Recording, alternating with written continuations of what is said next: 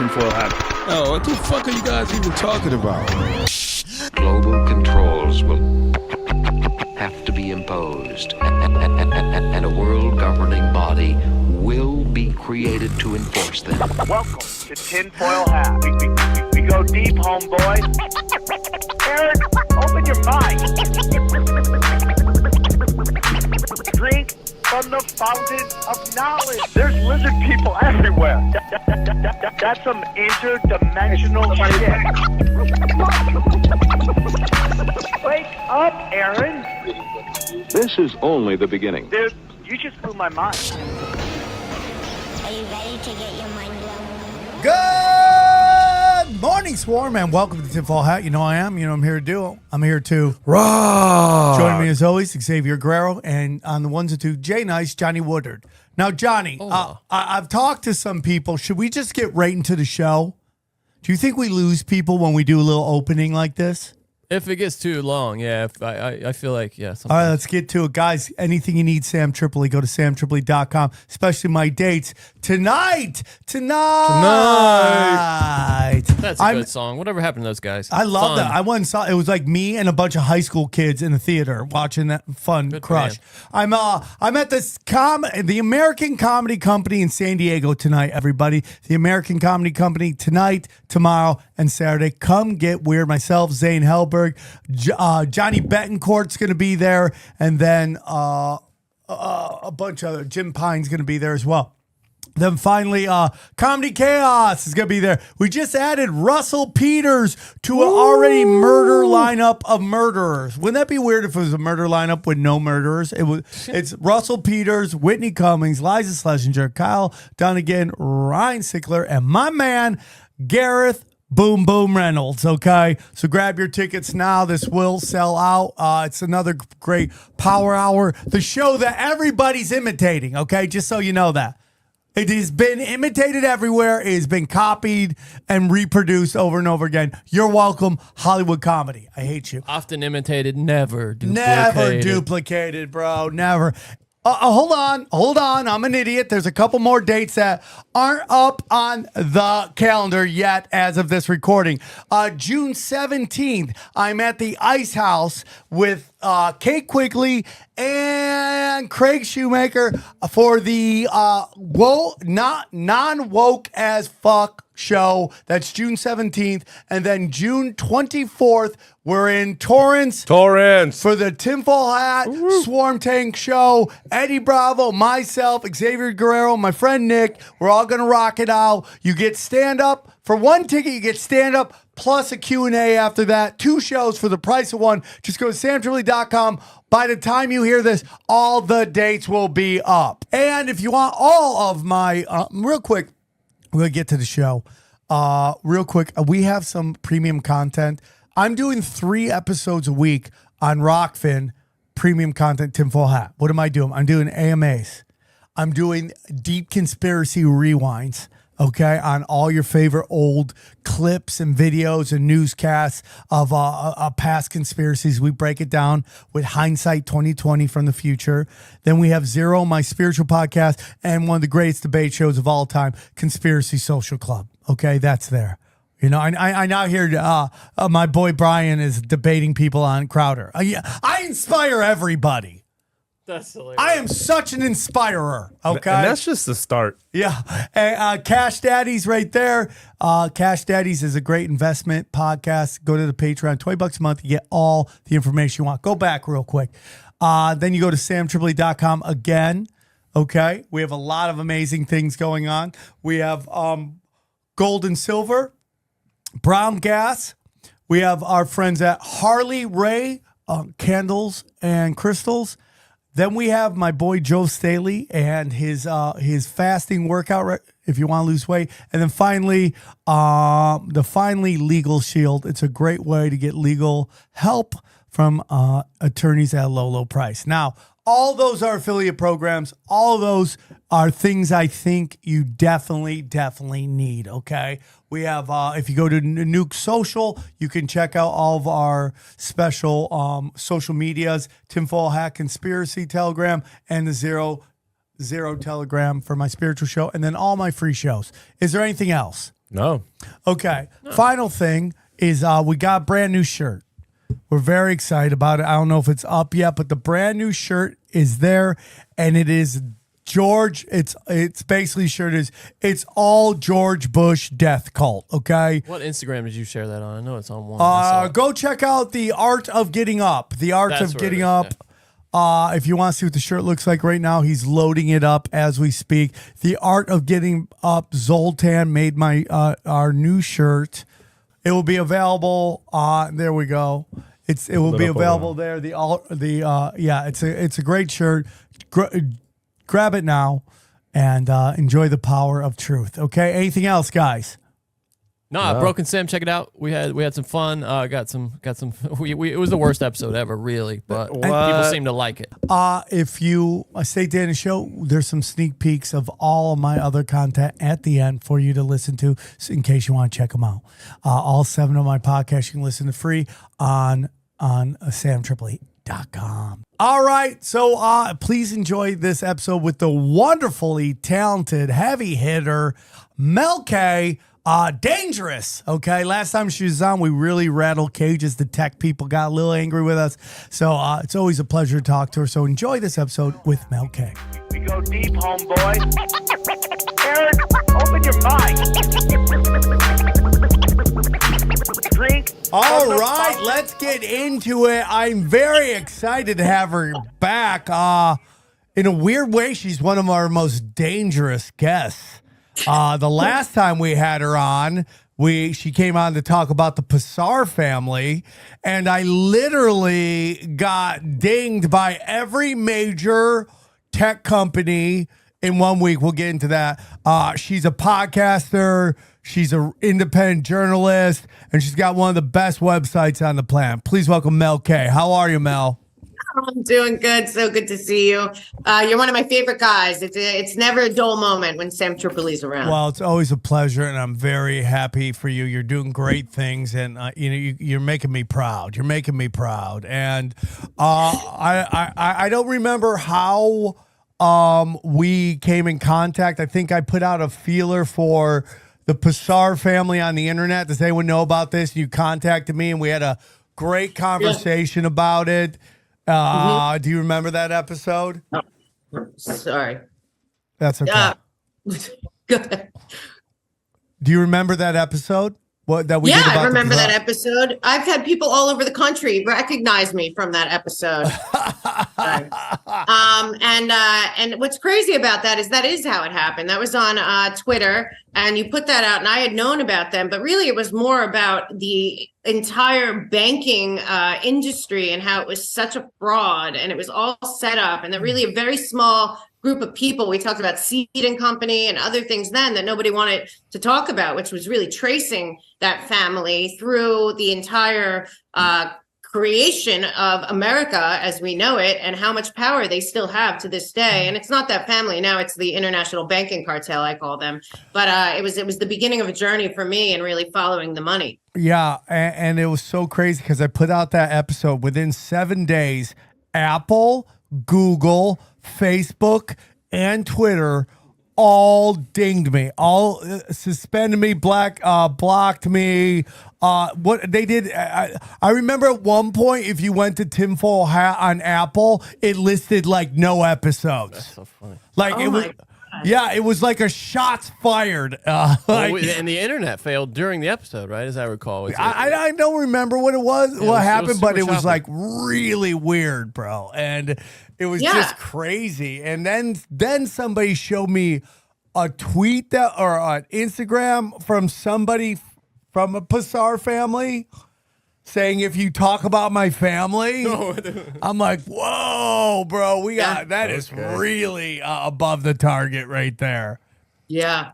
Well, now we know that. Like at the time, we didn't know. You were getting dinged. I got kicked off of, obviously, YouTube and all this stuff. But the truth was that what we were doing was going too close to the money. It's always going to go to the money. It's always going to go to the Bank of International Settlements, everything. So at the end of the day, what we're really doing is saying to people, listen, you don't know where your money's going, but it is going to these people. And once you get there, because at the time, nobody was talking about BlackRock and Vanguard and all of them, they're all part of it. They're all part of that same group. So, that was a long time ago, almost 3 years, and nobody even was talking about any of them.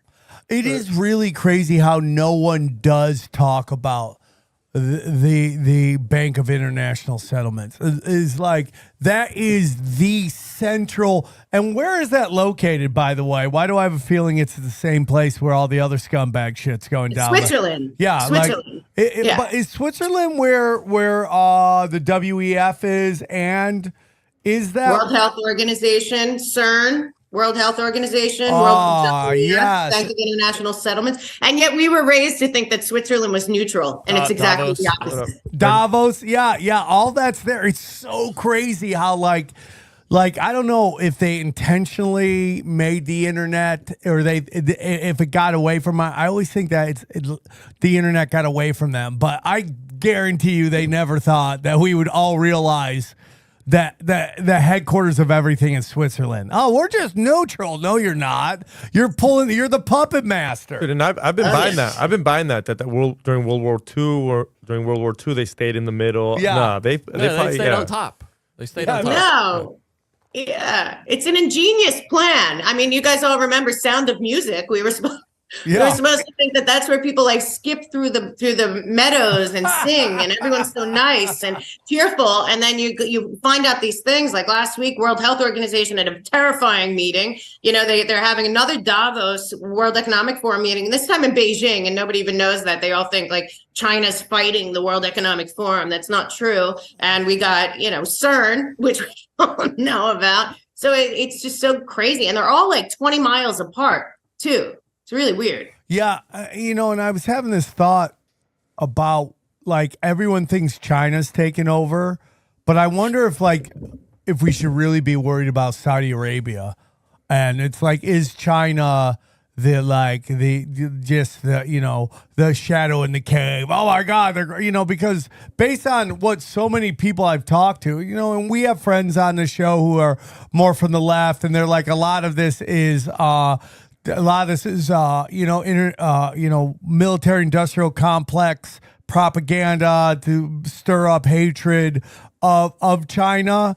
And I've been to China. China's, when you're there, they're the nicest people. When you're there, your family. It's like the Olive Garden of countries. But they just don't like black people in movies. But yeah, that's it. And they, you have to play basketball for them to like you. But the point is that they're having a depopulation problem. Businesses are leaving in droves. According to our friend Howie Dewey on Cash Daddies, China was begging Tesla to stay in China, not move to India, because that was Trump's big move. Trump wanted to move everything over to India. I'm not saying Trump's a good guy or anything, but we can get into that. But I wonder if Saudi Arabia is more of because they're buying up everything. Yeah. With their billion, they're almost. I'd love to know dollars. what they're buying behind the scenes, not the lower profile things that are probably more meaningful. I'd love to hear what some of those are. Yeah, for sure. So yeah, I mean, one thing that is happening is a lot of people have really focused on the World Economic Forum and Davos, and they think that that they have power. I believe that they're just a front group. They're the people that go in front. I think the people that really have power are not seen. We don't know them in that realm, in this banking cartel, which is really on the top of it. But it does appear to me that all the oligarchs of the world, including the CCP and Russia and America and every country, that they're at war with each other. So we're all the way down here, 8 billion of us, while they're talking about what they're going to do with us, basically, in their technocracy and their fourth industrial revolution and their great reset. But it appears that there's a big war between them at the very, very top, which is good for us because, when oligarchies and billionaires are fighting amongst themselves, they tend to mess up. And I think there's a lot of damage being done to their great reset. But I do believe that the idea that China and Russia are somehow not involved at the very top, and it's the BRICS nations versus the UK, US, NATO nations, is a total fraud. And yeah, I agree with you to a certain extent that the boogeyman of now is China. where, you know what, I hear that 80% of the Taiwanese feel like one China policy is correct and they are part of China. So that the whole Taiwan storyline is similar to the whole Ukraine storyline. And really that Taiwan, just like Ukraine, has been used by a lot of oligarchs and corrupt people around the world to do shady stuff. So now they want to go there. They just need to keep the military industrial complex going or the whole house. 100%. You know, and I was thinking the other day about how, like, you know, they're like, oh, if we cure cancer, the economy will crash. Well, I mean, what kind of fucking economy is that? Right. That right there should be like a sign of like how wrong this version of capitalism is. This version. Now, I'm not an anti-capitalist. I'm very blessed that in a marketplace, I've been able to find a niche, and I'm blessed to connect with people that appreciate me and have allowed me to pay my bill. You know, I have a saying right now, you know, kids are happy, bills are paid, kids are happy, life is good. Like, that's really where I am in my life. And that, you know, because the people listen to this show, you know, they're very open-minded. They come with me. They'll hear me maybe when they don't necessarily always agree with what I'm saying, but they'll listen to what I'm saying, and they'll give me a chance. And because of that, I live a very good life. I'm very blessed, you know. So I am for capitalism. I am. What we have right now, even this shitty version of capitalism, I would still take that over communism. I just would. I don't think you'll ever get an honest, like, oh, the real version of communism. Well, right. Latin American socialism is anti-government. That is the truth. I mean, it's kind of weird when Mr. Beast, a YouTube guy, can cure eye cancer for so many people or cure their eye vision for so many people, and the government can't do it when it's literally 100%. Costing him like how much money. That's how it shows you how capitalism is so wrong. I don't know what that is. I mean, I know who Mr. Beast is. What's he done? Mr. Beast, like, basically paid for a bunch of these people who needed a simple surgery. Oh, really? Wow. To get vision, and we're like, why are we in this country where that's rad. That shouldn't be? That should be free to be able to see. I don't know what the answer to that is. I also know that when we make something bureaucratic, it gets out of control as well. It's like the meme that's out there it has like so supposedly you gotten sick, or let's say you got stabbed, right? It's like you know, in England they're like, we'll see you in 2 years, right? And then in America it's going to cost you $76,000. In Canada it's hey, have you ever thought about killing yourself, right? That because that is, you know, the different versions of it. I don't know what the pure version is. I believe in if you actually had a capitalist version of healthcare, it would be ran much differently, in my humble opinion. So, but go on, Mel. Sorry. No, I was going to say, well, capitalism in America has been hijacked. We don't really have capitalism right now. We have crony capitalism, which is not capitalism. It's a totalitarian, you know, top-down manipulation. It's just, all you have to do is look at BlackRock and Vanguard and State Street and really at how they're manipulating us. A lot of people don't realize that before COVID, Larry Fink, who's behind the ESG score and as the CEO of BlackRock, also on the board of the World Economic Forum, also on the board of the Council of Foreign Relations. Also, BlackRock is the only financial firm that apparently can function freely in communist China. So Larry Fink, about 6 months before the COVID hit, had a meeting in Jackson Hole with all the decision makers in our finance, in the Fed, and in all the big central banks that are really connected at the top.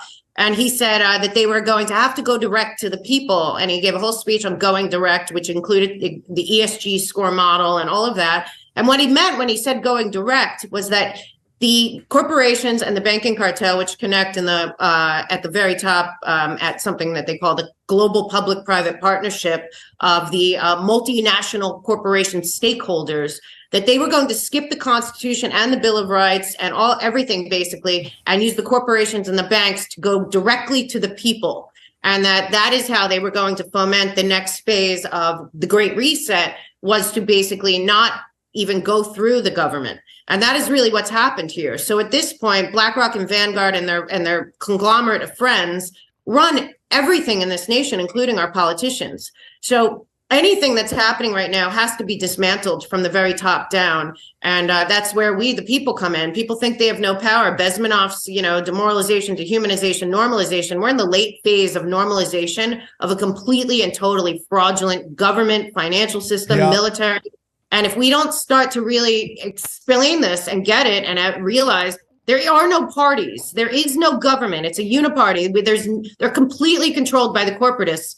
Then, you know, we're going to continue down a bad path. All right, guys, real quick, I want to tell you about our good friend, James McMahon at Copy My Crypto. Let me tell you about copymycrypto.com. Listen, everybody, we've seen so many people making ridiculous money in crypto, but did you know it's easy for you to do the same? The Copy My Crypto membership site shows you the coins that YouTuber James McMahon personally holds and allows you to copy him, okay? It's like having a big brother who knows what he's doing. You don't need to know anything about crypto or how to invest. You simply do what he does. So let me tell you about James. He runs Crypto with James YouTube channel, which despite heavy censorship has over 26,000 subscribers. Since 2020, he's told his viewers to buy 26 crypto coins. Had you put in $100 into each one, it went on to be worth $120,000. Of the 26 coins, his top pick of the year, a coin called Phantom, went up 692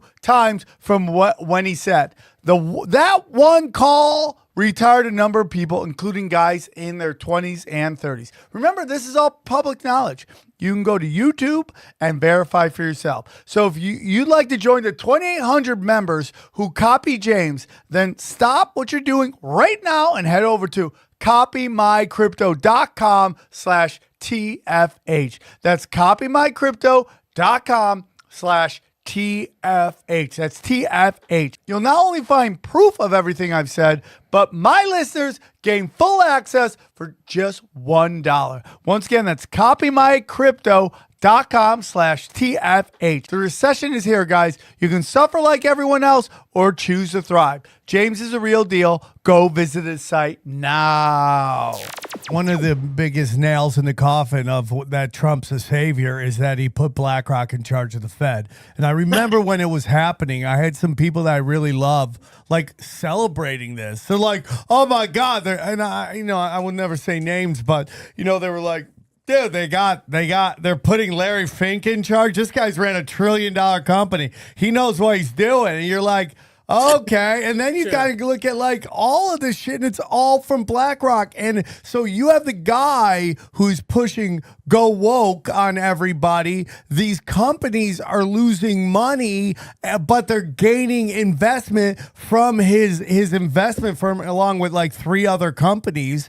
And what happens was how they make up for it is he just does another bailout, and then they clean up all their debt. They get all this money from the Federal Reserve that he runs. Like the Federal Reserve is ran on BlackRock software.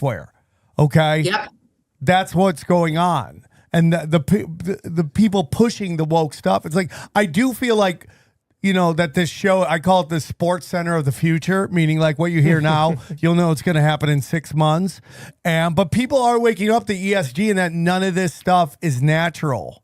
And that it's not happening like, because like for a normal time, like you would have this kind of like this natural progression of common sense, which is like everyone should be treated equal. And I feel like we got to that point, but now every generation has to go a little farther. So they feel like they have some kind of, what I say is purpose. Like this, we need food. We need food, shelter, clothing, and purpose. That's the other thing. No, but people need a purpose. And when you don't have a purpose, you seek out other people's purposes. Yeah. Right. So all these rich kids who are like crazy you need going a purpose if you already have those other things, right? Right. Because those things can be your purpose, the shelter and food. Like 100%. But when those things are made, but when they're all taken care of, your mind wanders. So now you show up to Glendale trying to tell Armenians that they should have a gay pride parade in their elementary school, and then you wonder why you just got punched in the face by an Armo, because Armos don't play that shit. And you don't even have kids in the school. That's the part that's driving me crazy. You're showing up telling parents what they should do with their kids. You don't even have kids in the school. No. And they will never have kids in those schools. Like if I'm arguing, you could be like, well, I'm arguing for the future of my kids. They don't plan on having kids. Yeah. At all. That is a big purpose, big problem. That makes no sense, because people ask me, well, why do you care? I'm like, because I plan on having kids. I can plan on be like, hey, well, one day I don't want that in the school, so I'm going to fight for it now. But when you're not when you don't plan on having kids, I'm like, why the fuck do you care what's happening in schools? Why are you reading to them? You have no stake in the future. Yeah. The only thing that matters to you is right now. So you are going to virtual signal to anybody that can help you further up your career and your social standing. So the more you bend over backwards to fucking show how woke you are, you think you'll move up. And the reality is, like, they're going to get rid of you the minute they can use that as a talking point. How many of you think are true believers? People believe this shit. Do you think? Well, that's an interesting question, Johnny. Yeah. That is an interesting question. A lot of it has to do with being part of a collective, a group. Yeah. People, you know, also don't forget, like, it's hard to believe. I can walk around and I think, I can't even believe that the lockdowns really happened. It seems like it was like some kind of intermission. And now, you know, and now you look at it and you think, well, people were really lonely and susceptible and being fear-mongered and mind controlled and told like all these horrible things. They were so easily manipulated. And the loneliness, even going back to like the origins of totalitarianism, which is the goal here, in my opinion, the loneliness is the best place to get somebody to feel like if they belong to a collective, regardless of what the collective is, then they matter. You know, it's taking the individual, your individual liberty, your individual thinking, your own critical thinking, and putting it, as long as I'm part of that group, whichever group it is, Antifa, LGBTQ, you know, whatever's pro-life, anti-life, whatever it is, whatever group you're part of, suddenly you feel like you're something, you're somebody, you're part of that group. And it takes on a life of its own, like a cult. I mean, this is human nature. People, once they're lonely and demoralized, look for something outside themselves. And that's when things get dangerous. I completely agree. And it's like you look at this town where like all the virtual signaling's coming from. Like I mean, the problem with people that are telling you how to live the most righteous life, they seem pretty miserable. Yeah. Right. Yeah, really. Like, how about instead of your pronouns, you have to list all the prescription medication you're on? I would like to know that more. Like, if you have like 3 or 4, maybe I don't need to hear what happiness is from you, because you can't be in your moment and enjoy the moment at a time. Like, I know friends of mine, they're like, oh, I'm thinking about going to a pharmaceutical, you know, to see a psychiatrist. I'm like, you can go to, because sometimes it's good to just talk it out. And like in LA, if you talk to somebody, within 3 minutes, they turn into talking about their problems. Totally. So it's really great to pay somebody $100 to shut the fuck up and just let me just throw up on you. This fucking verbal diarrhea that I need to get out of myself. It's great. That's really what you pay them for, is it? It's for them not to ask you what you do for a living. No, That's what you pay them for. or for them not to start bitching about their life to you. That's so funny, yeah. That's great. Right? Yeah. Isn't that what a therapist is for? Because in psychology is the one that can give you drugs. That's literally what we were talking about. We were just talking about that. No, but about therapists and a psychologist. So that's what I'm saying. There's a difference, right? Which one gives you drugs? Because isn't one not allowed to give you drugs? Psychiatrist. Yeah, you need to be an MD to prescribe drugs. Yeah. What's that? I think you said the psychiatrists prescribe drugs. Psychologists can't prescribe drugs, but they both are supposed to listen to Which you. Which one? A therapist can't give drugs. No, a therapist is a broader MD. thing. I mean, you can be a psychiatrist and a therapist, I think. It just depends on how you're... Xavier. So I think you said psychiatrist, though. But people want to go to these people, and they're going to be like, I'm going to get on drugs. And it's like, no, dude. Because what psychological drugs do to you is they just numb you up so you can continue down the same path. And that's the problem. Because your body and your soul are telling you you're doing something that doesn't make you happy. So change it up. And what pharmaceutical drugs do is like, oh no, keep going. You're just not going to feel that anymore. And that's really what it is. Instead of going, man, I dude, if I want change, I got to make change. Right? Yeah. That's it. So these people is like I've never seen somebody wearing a mask right now, except for recently, and I'm not going to say who it was, who is attractive. I've seen one person who is attractive in a mask. I've never seen 99.9% of them look incredibly unhealthy and miserable. Yeah. I have to say, sadly enough, in New York City, there's still a lot of maskers. I mean, honestly, the thing that made me the craziest was that all the people prior to COVID that I thought were the smartest people, they had the MBAs. I now call it the poison Ivy League, but they had a lot of MBAs from the Ivy League, and they were working at Goldman Sachs and McKinsey and professors at Columbia. they're still wearing masks. I'm not kidding. And they get multiple boosters, and they're still, if they get told we have this crazy, smoke situation in New York right now, apparently coming from Canada, I assume that it's the climate emergency upon us.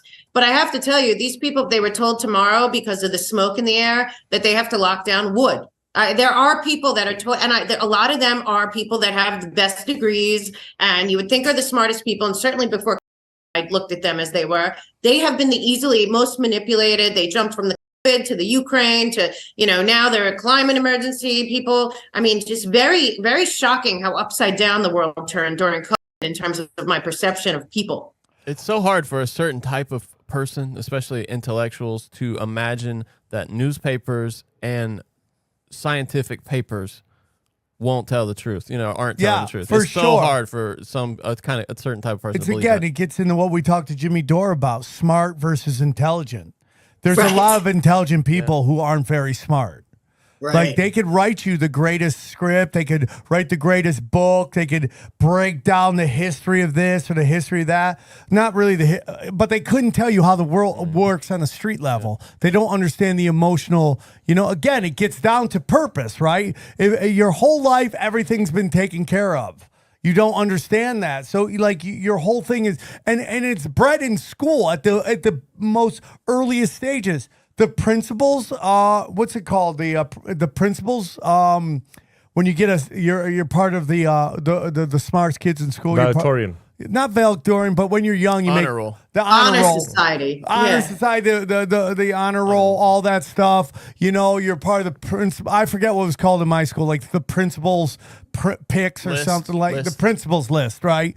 Like that. What that is they are rewarding the people who follow the rules the best. And then they're punishing the people that don't go along with the rules. It's not really that they want you. It's not that school is very interesting because my parents are teachers. I love teachers. But the real truth is that so much of school is like, we want you to give us the answers we want. Yeah. And if you give us the answers we want, you're going to get better grades. And so you go up and you just think about, like, you do this in school and then you go to college. It's just a continuation of this indoctrination of authority. Yeah. Well, we have to start looking at that. You guys brought up the Armenians before, which I know when I was in LA, I knew a lot of people that lived in that area. A lot of them live in that. And I was surprised. It took a lot of these really strong ethnic people that, are watching the LGBTQ and the critical race theory and all that in these schools to rise up, because those are the people that I would be like, this is unacceptable. But I do think that the Armenians especially, but this is happening also, Cubans and other people that came from communist nations have been showing up and standing up because they're seeing what's happening in the schools, and it goes straight through college, obviously. But I think we have to take a step back. Everyone's talking about the curriculum of LGBTQ and CRT, and I don't think it really has anything to do with that, scarily enough. If you do study Mao or any of the revolutions in the past, which I believe we're in a color revolution in America, that's my opinion. But one thing that they do is they go into schools and they replace the parents and the family and God and all of that with the government and the schools. And what is really, I believe, happening right now is that they're training a next 2 generations, but one for sure, to be enforcers of this future great reset world, this Internet of Things, this fourth industrial revolution, all the things that they're talking about. Global governance is what they've renamed it all from the top down. And in every revolution, especially Mao, the first thing they do is they go into schools and they replaced, in Mao's China, they replaced all the books and everything with the red book from Mao. And then everyone was told that their parents and God no longer were God and their parents, that God was really now Mao, and that their parents were second to the government. And it takes indoctrination, like Bezmenov had laid out for us in the 80s. It takes indoctrination years, but what they do need is enforcers. And my opinion of what's going on, it happened in Nazi Germany and many times in the past, is that all the stuff that we're seeing on the surface with the gay and the racial and all of that is secondary. First, and if you speak to some MK Ultra people, they really say this as well, is to get the children to believe that, you know, God put them in the wrong body or the wrong color. Their parents went along with it and they betrayed them too. But the school, which is really the teachers' unions, which is really our government, which is really a globalist controlled education system at this point, that they love them, that they are the parents, that they are the authority, that they're the ones that they should look up to. And that's how they've enforced a lot of people, teenagers basically, in every revolution, in Hitler's Germany and in Mao's China and the Bolshevik Revolution. They got the kids to a point where they were more loyal and more devoted to this state and to the government and to their family and friends, telling on the parents. And eventually, you know, you have an Eichmann that is saying, I followed orders. I was loyal to the flag. I was loyal to the Fuhrer, and I do it again. And I don't know who they think is going to, be walking around as brown shirts, you know, when they have their 15-minute cities and all this stuff they're planning that is, I believe, is not going to come to pass. But the Great Reset, Agenda 2030, all of this needs enforcers. And I believe that they're raising these children to be malleable and totally dependent and brainwashed that the state and whatever the state says is superior, and that they will be the enforcers of the future. And sadly, to me, I think we're watching an indoctrination of 2 generations of children. I agree. I think a lot of that's going on. Hey guys, real quick, I want to tell you about our friends at HelloMood.com. Okay, let me tell you about Hello Mood. Mood puts an end to the guessing game. It's a 100% federal legal Delta 8 and Delta 9 THC you can have shipped straight to you. No doctors, no waiting, just affordable, legal THC for a limited time. Mood is giving our listeners free Delta 9 gummies and 20% off your first order. Visit HelloMood.com and use the promo code TINFOIL. Those Delta 9 gummies are fire. They sent me a little bit of that. I also went on the website, got the caviar pre-rolls, got the THC moon rocks, took them over there to the B-roll studio. They had no idea what fucking hit them.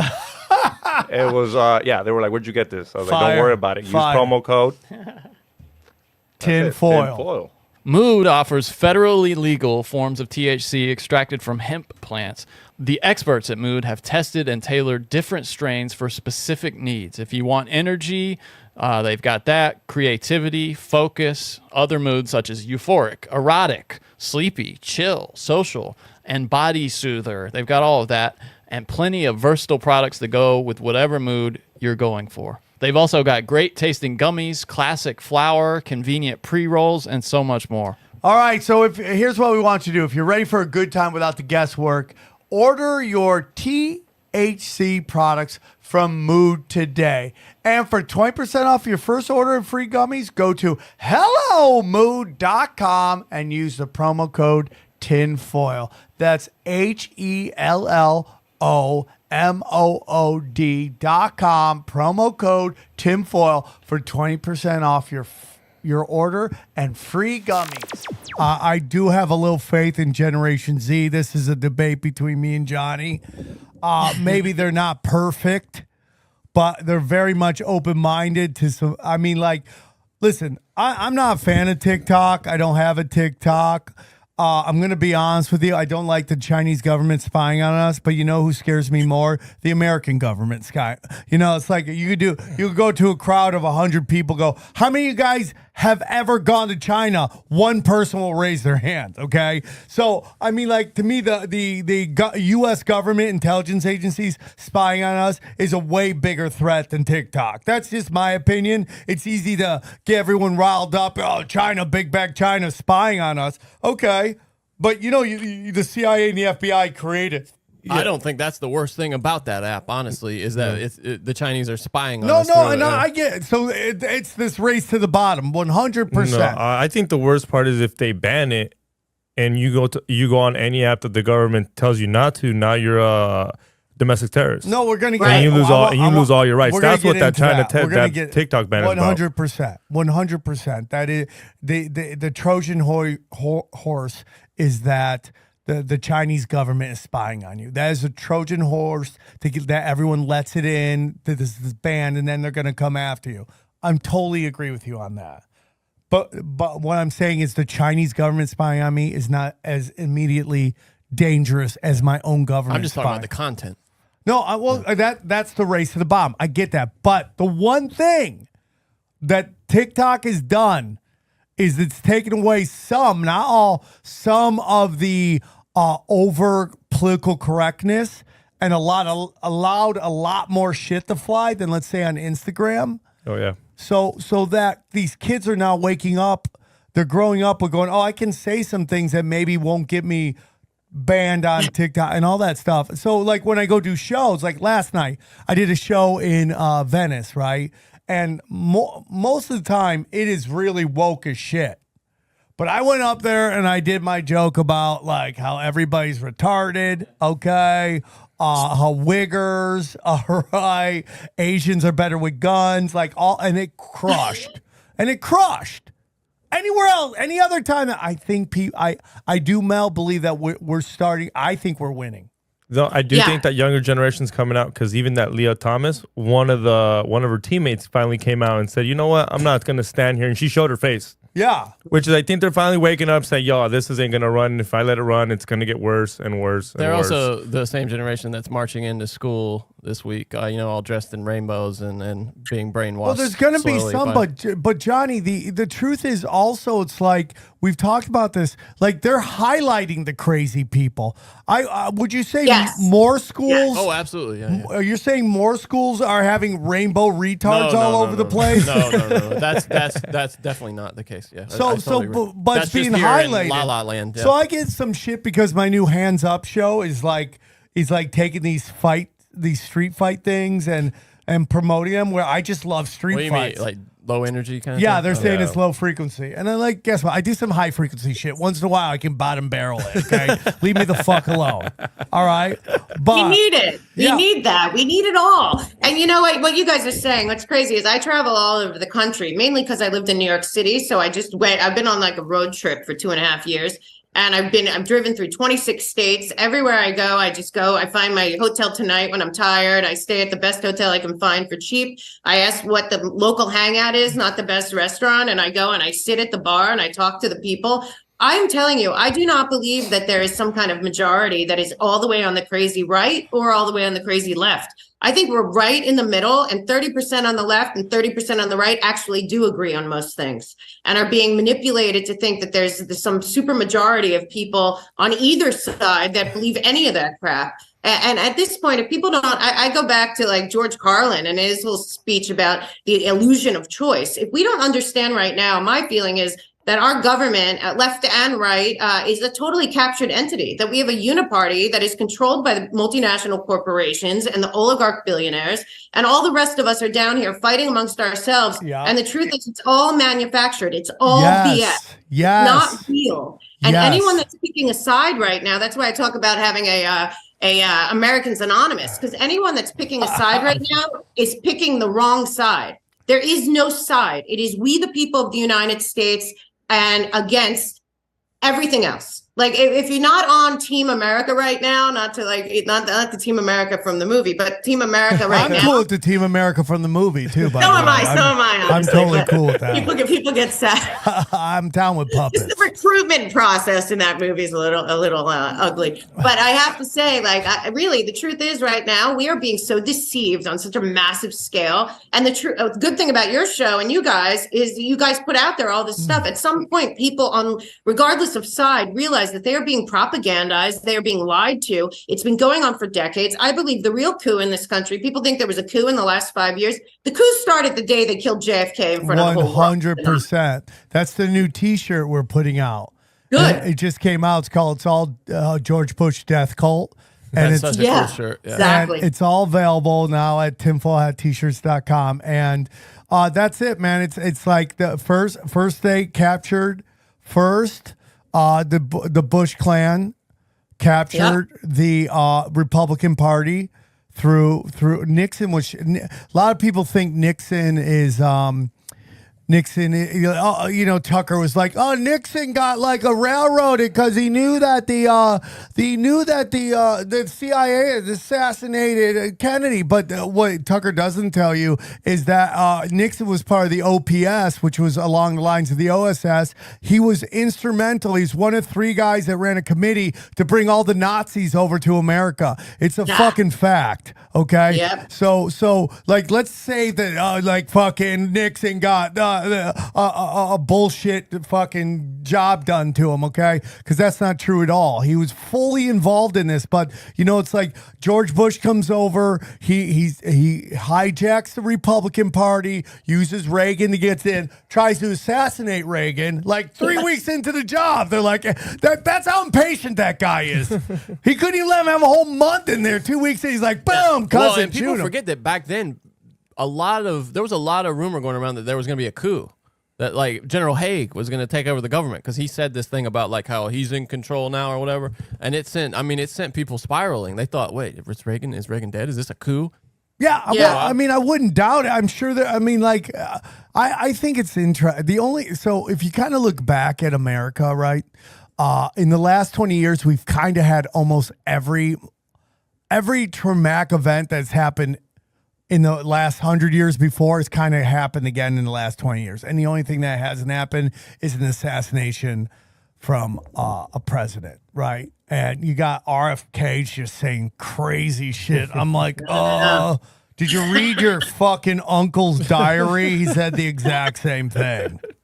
Yeah, I'm so glad you're saying that. I talk a lot. This is a real thing I'm doing, Americans Anonymous. And what I talk a lot about, and I'm sure you guys know about, one of the things that they say a lot in recovery, and I'm talking about, I think that America is addicted to chaos and addicted to criticism and addicted to conflict right now. That's the addiction. If you go through like the 12-step mentality of addiction, America is addicted to chaos. And it's a sickness at this point. But I always say America's as sick as its secrets. And until we actually look in the mirror and do an inventory of exactly how we got here and are fearlessly honest about America's part and how we got to this place that we're on the cusp of World War III with a bunch of psychopaths running the world, then we're never going to heal this nation. And the first step, I would say, not the first step, but the first thing to look at is the murder of JFK. Because if you look back, I read Garrison's book and Fletcher Prouty and all the people that were, Garrison's the only guy who actually brought a case. It turned out later he was absolutely right, but against the government. But if you look at what happened right then, JFK wasn't going to go into Vietnam. He was going to wind that shit down. And 2 days after he's murdered, Johnson signs for our soldiers to go there. And from then on, it's been endless war and all of that. And like you're talking about, Sam, people should look at this document called the Project for New American Century. It came out in 2000 before 9/11 and before the Patriot Act, which is the most unconstitutional thing ever to happen in America, second to the Federal Reserve, in my opinion. Oh, let's get into that too. You can finish. But that Project for a New American Century, I'm telling you, it was Wolfowitz, Newland's husband, whatever his name is, Kagan, Bush, Cheney, Rumsfeld, all of them wrote this document. If you guys go and look it up, I actually have it on my resource page under Opposition Playbooks. You read this, it sounds like Darth Vader wrote it, and it's about the U.S. military-industrial complex conquering the world. And what did we get right after that? The war on terror, which Ron Paul rightly said, you can't have a war on a tactic. A war on terror means endless war with no enemy defined. And that is where we've been for the last 23 years. And if the American people don't just start saying enough's enough, we're paying for this, not in our name. All of these color revolutions have all been about where we are now. We're on the cusp of them instituting global governance, and everyone's like, well, are we real? Look, most people don't even realize it, and the people that do realize it are like, how did we get here? You know why we got here? Because the individual American citizen stopped paying attention to what was going on, and that's where we are. And the people that know that, look, very small amount of people changed this country multiple times, and they can do it again. But again, I think it's going to be meetings of citizens that have realized that they are in an illusion of choice, that it's up to us, that we have to take back the power. We have the Constitution and Bill of Rights, that are meeting in church basements and in community centers, coming up with solutions that they implement where they are. Well, I'm with you on that. So you study the Project for a New American Century. They call for a Pearl Harbor type event. They get it in 9/11. So I'm gonna go through this real quick. But my whole thing is that things are in place in work that they need certain people in. So they needed Dick Cheney in for 9/11 because he was going to take over NORAD, the airspace defense system, and he was going to take care of that. And he's part of this Project for a New America. So they need him in the White House. He is not charismatic enough to run for president, so they needed someone a lovable, like goofy George Bush Jr. So they get in. So then we fast forward. Let's fast forward to Brett Kavanaugh and his Supreme Court hearing, in which they completely hijacked the hearing with this sexual assault idea ran by a CIA asset who runs the CIA intern program at Stanford, and she steps forward with this bullshit story. So now we no longer look into Brett Kavanaugh's background, in which he helped co-author the Patriot Act. He defended Hillary Clinton and the Clintons in the Whitewater. He thinks that the president is above the law, and he thinks that cops should be able to use not have to have search warrants to go in your house. But nobody discussed that because we're going over his diary. Like, what guy has a diary at 16, and some chick has a story with no facts or witnesses to it? But that becomes a discussion, and now the right, hey, this is me too, starts getting out of control. We gotta support Brett Kavanaugh, and now he gets in because no one wants to talk how he's a spook asset. And he gave the CIA all their powers through the Patriot Act. Why would they not like him? And it's all complete and utter bullshit. That whole thing was done. Now, I mean, like, dude, and then, so it's like I talked about this on Comedy Central Cash Daddies about I'm listening to this sports guy Colin Cowherd the other day gaslighting his entire listeners that they shouldn't be upset that the PGA Tour has done a 180 and now is working with the Saudi government. Now we can get into what the real story 9/11 is. That's fine. I have no problems with that. But the story that everyone believes is that the 19 hijackers were in fact Saudis, and this was funded by Saudi Arabia. So Colin Cowherd's gaslighting everybody that if the government works with the Saudis, why can't I? Well, because our government's fucking corrupt and the Saudis are fucking corrupt. They're running a fucking shell game on Yemen right now, committing fucking war crimes, just like our government's committing war crimes. He doesn't mention that they worked with our government on 9/11. That's what they worked together on. Yeah, it's like you're gaslighting your crowd because you want to open the mind to you making money off this live tour thing money if they come back at you, not because you're morally against it, because they didn't offer you enough money, you greedy fuck. Okay?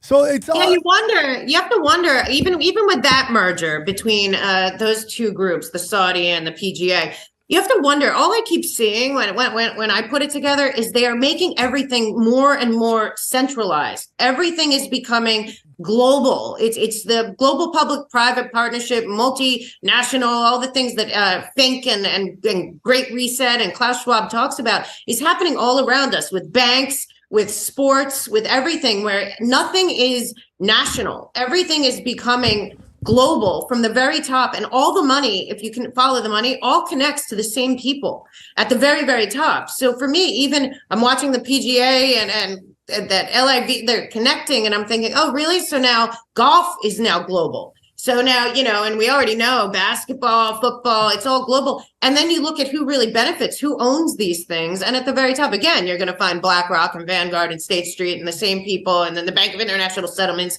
is the one that does all the international money transfers in totally opaque settings. So it's just, to me, it's a constant pushing towards the global governance, which is not a conspiracy theory, because you can just go to all of their websites, the people that are running this at the very top, at least the agencies running it, and they just lay it out for you. They just change the name from one world government to one world order to now it's called global governance. And to me, it's happening they're doing it in every industry across the board, including sports. That's what I see right there, is a consolidation. So let's get into this World Health Organization treaty. Because I think it's very important. Now, this is not the first time that they tried to do this. They tried to do this about a year ago, maybe a little more, and it fell apart because every one of the African countries said they're not doing it, which means it didn't have any power. Tell us a little bit about what you've learned in your research about this World Economic Forum pandemic treaty. Okay, I work a lot with an amazing woman named Noor bin Laden, and she lives in Switzerland, and she went down there and covered this inside as a journalist. And what is really going on there? First of all, there's a lot of alternative, I guess they're called alternative journalists out there. A lot of the people that never got kicked off of YouTube tend to tell you this story that seems like the World Health Organization has no power. Of course, we all lived through where we were told if the World Health Organization said it, then it was law and that was it and it was settled science. So I don't know why people would say that. So what you're talking about is the World Health Organization pandemic treaty. What people aren't paying attention to is the globalist aspect of this, which is the International Health Assembly, which just happened last week in near Davos in Switzerland, obviously, of course, with the same players at the very top. But the problem is that the World Health Organization is redefining what a health emergency is in this document and these documents. The EU has already signed on. What I've learned from Noor and from looking at all the information myself is that the World Health Organization, first and foremost, the two biggest funders are CCP China and the Bill and Melinda Gates Foundation. That first and foremost, the guy running the World Health Organization is an actual Marxist communist terrorist from Ethiopia. You can track his background, somehow picked by the CCP to run the World Health Organization. A lot of people were surprised last week to hear that the North Koreans now have a seat on the World Health Organization Planning Committee. So that's pretty weird.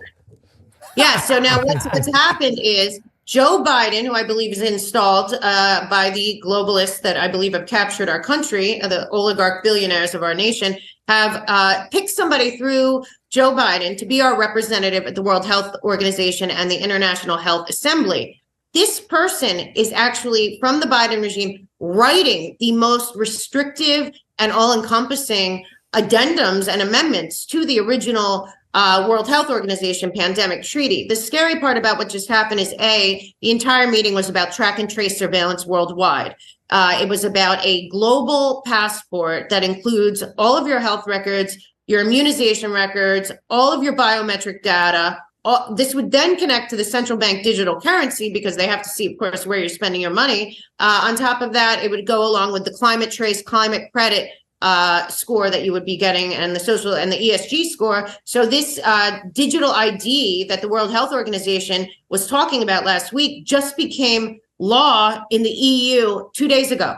And the next step is to do it here. This is all on any of their websites. It can go World Health Organization, World Economic Forum, UN, IMF, World Bank, BIS. They're all talking about this one world ID. And they're making it about the next, which they said at this meeting is going to be far worse than the last one. And they're not going to need full global international control. The scary part, if you read the document that they put out that Joe Biden is expected to sign in the end of 2023, he's already said that he's going to. They are the main, basically they're one of 5 people writing it are out of the Biden regime and HHS.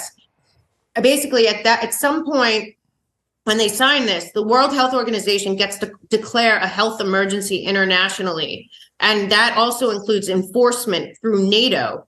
And what they're really saying now is that they're redefining health as a health emergency, say as a virus. No, in these documents that anyone can read, they can go look them up. It's out there right now on their own website, World Health Organization.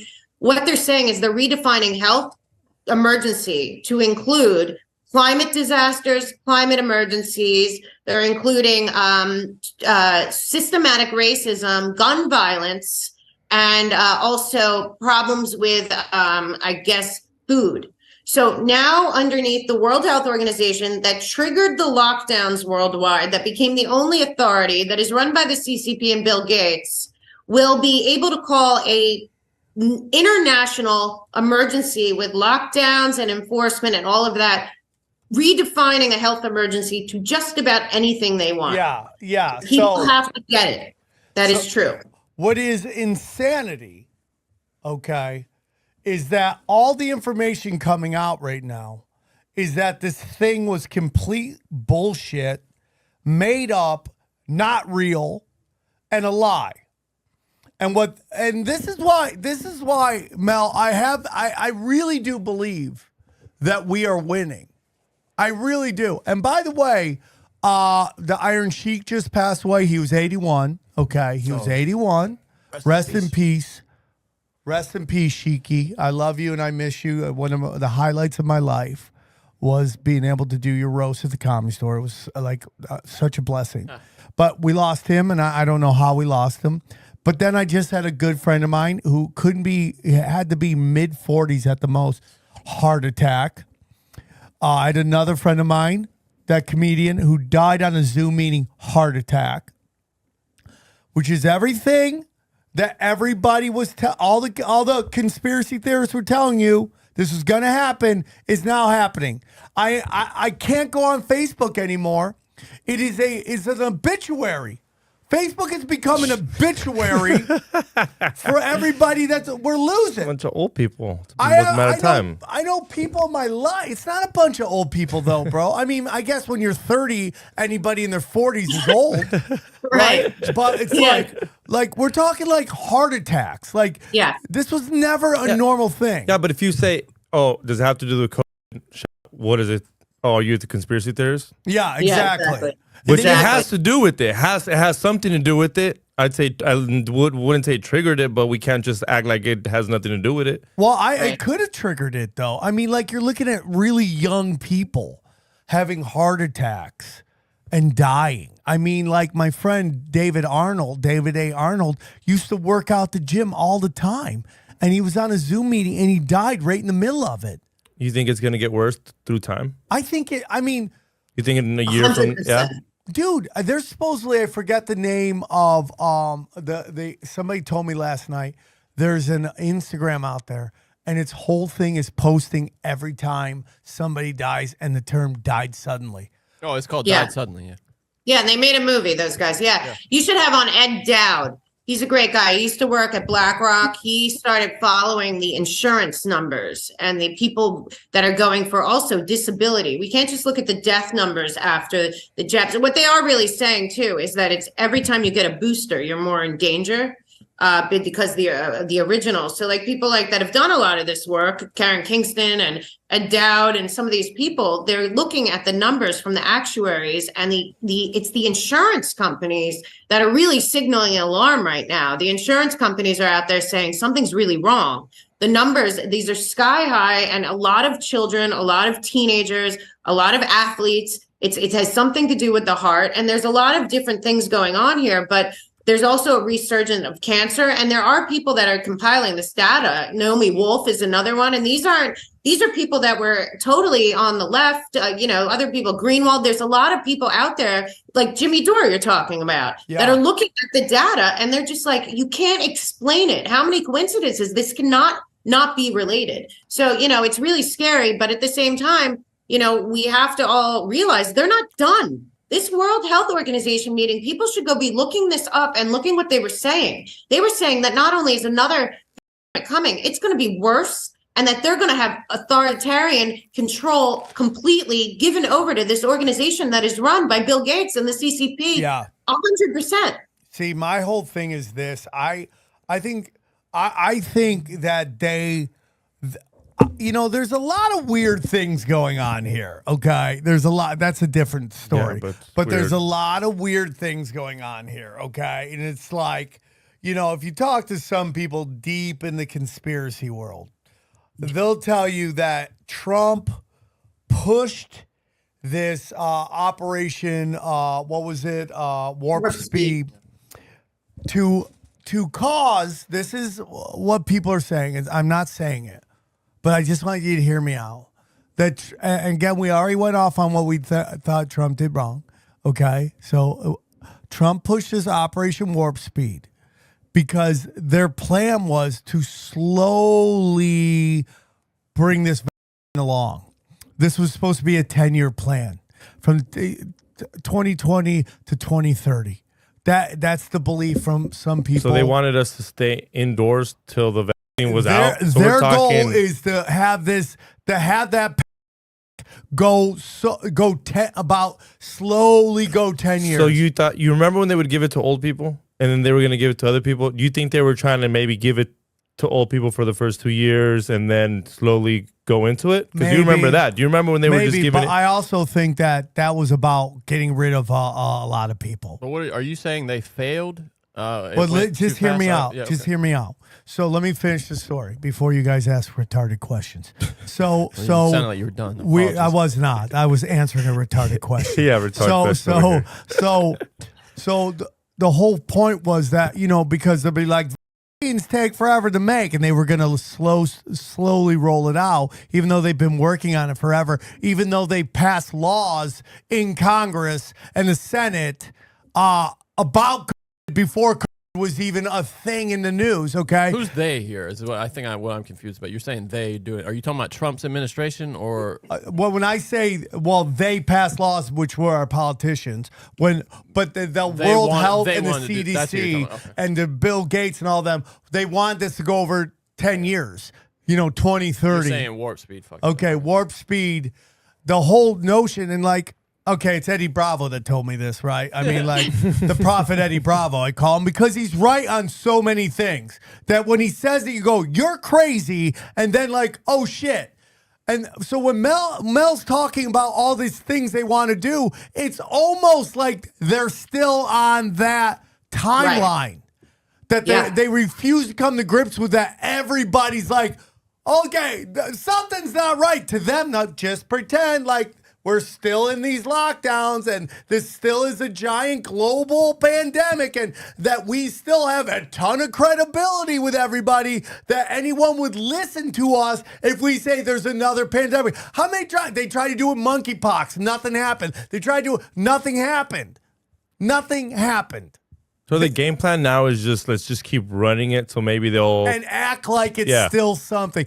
How many times do you see an ad on the news going, "Hey, if you're still nervous about it, go get tested." You're like, hey, what? Yeah. It's funny though. It does make you worry that. Well, I don't want to say worry is not the right word, but it does make you consider that they could now actually release something truly deadly if they don't get our attention. Yeah, I don't know, thoughts on what I just said. This is where, I agree with you, Sam. I do think we're winning on multiple levels. And the real reason is what you said in the beginning was that they never expected us to use the internet against them. And that is what's happening in a lot of ways with what you're saying. But I do want to say Agenda 2030, if people do not know what that is and the Sustainable Development Goals that are watching this, please go look it up, because it is the way that they put the language, these upside down Luciferian writers of this stuff.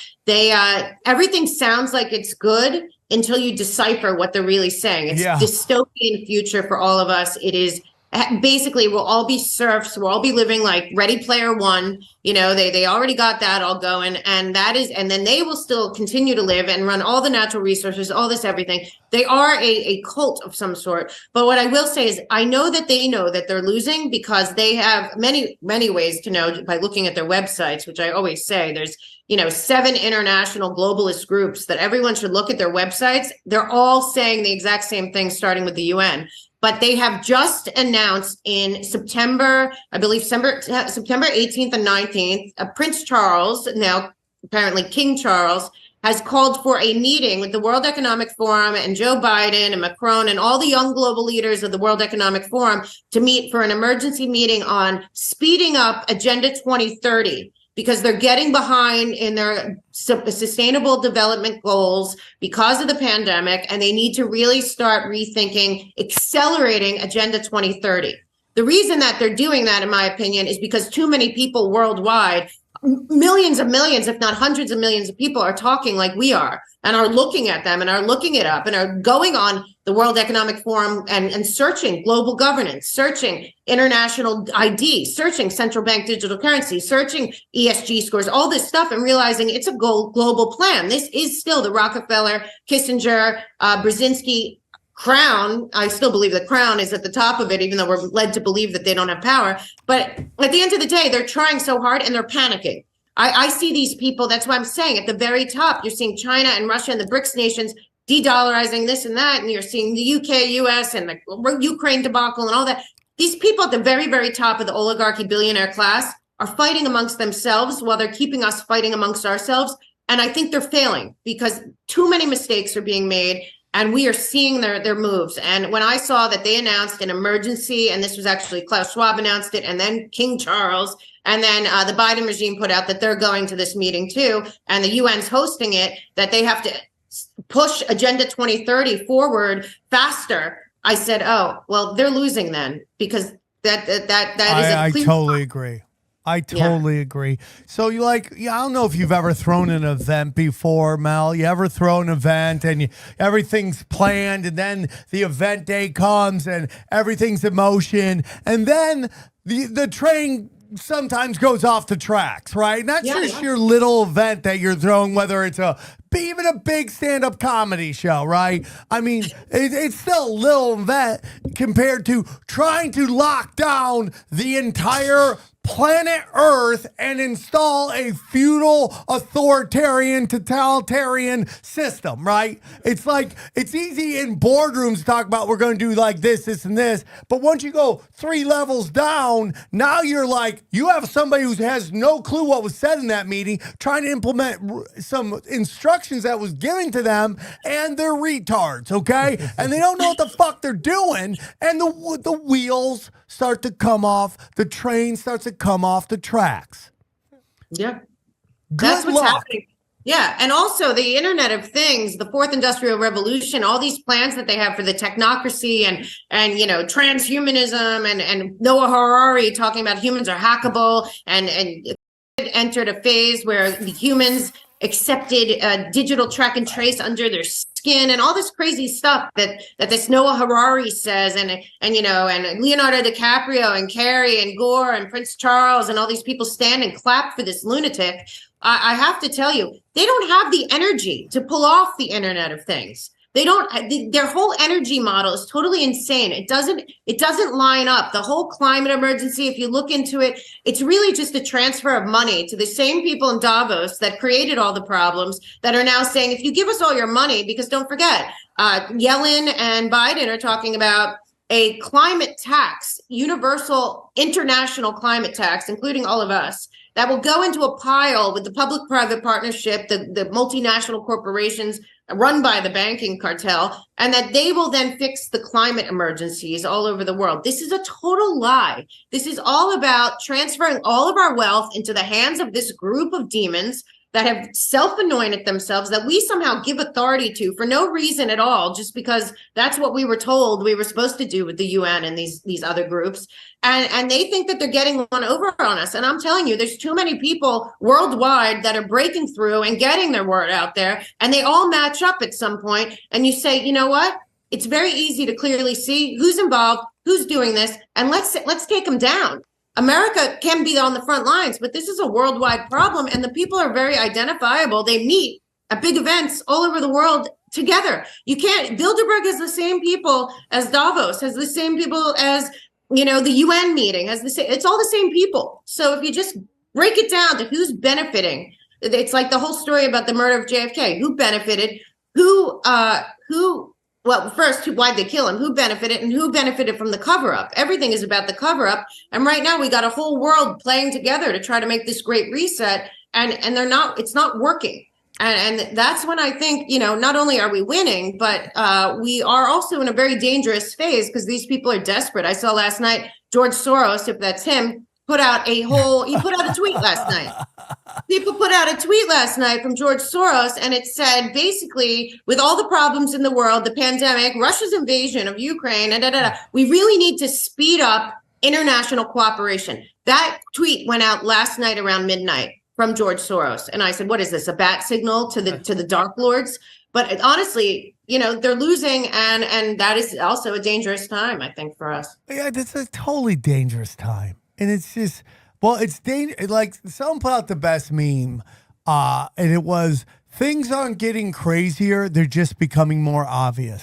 Exactly. Right? Exactly. And it's getting illuminated more and more that the level of selling out has gotten so bad because nobody paid attention.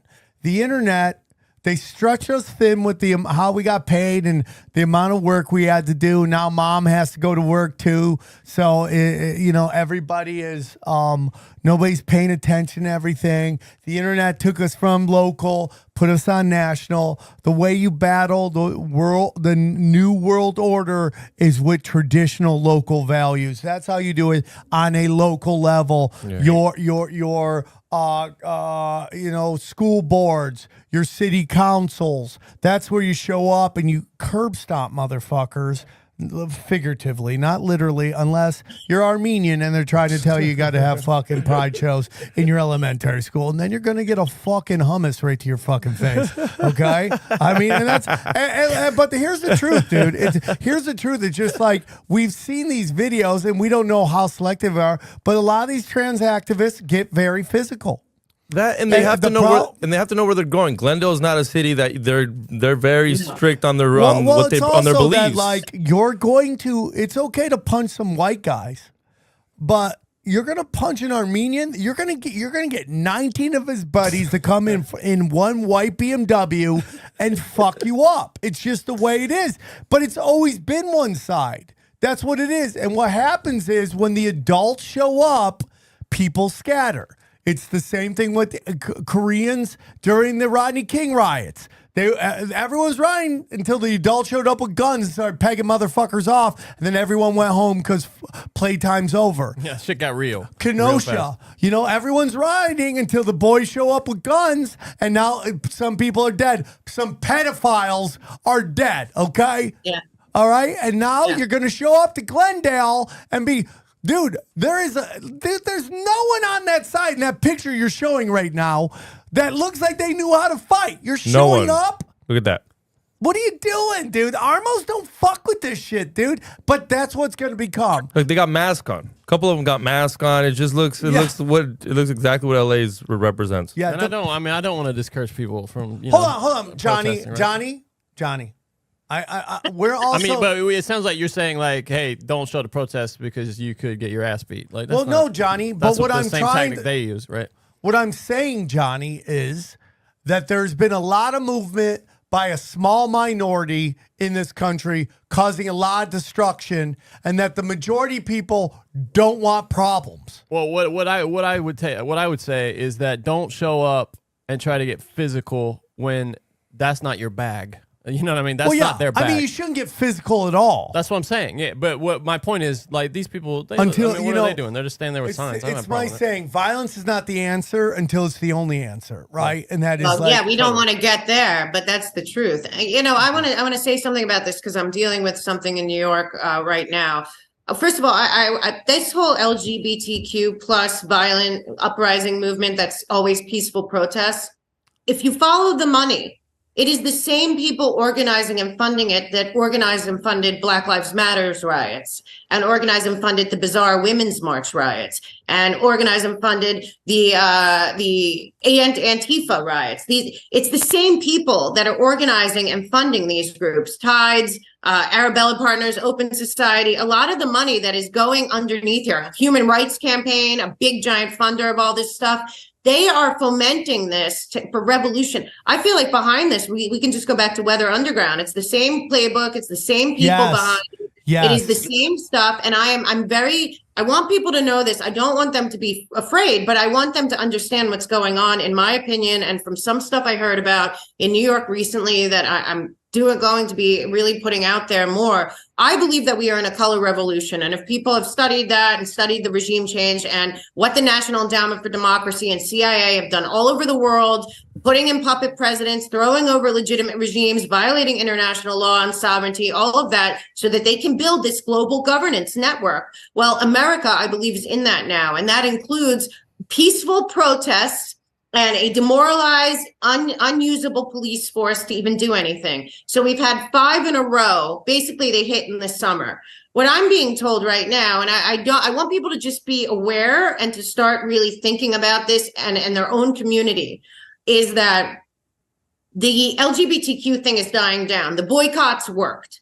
The people are awake. The Armenian family members are the first ones. There have been all over the country blacks and Muslims that have shown up at school boards, but you never hear and shut it down. But you never hear about that because that doesn't fit the narrative of the globalists that run the mainstream media and need their great reset to save their banking system. I am told that the National Endowment of Democracy, CIA, Open Society, and the UN groups that have funded all of this and all over the world are now infiltrating the illegal immigrants that have come into this country.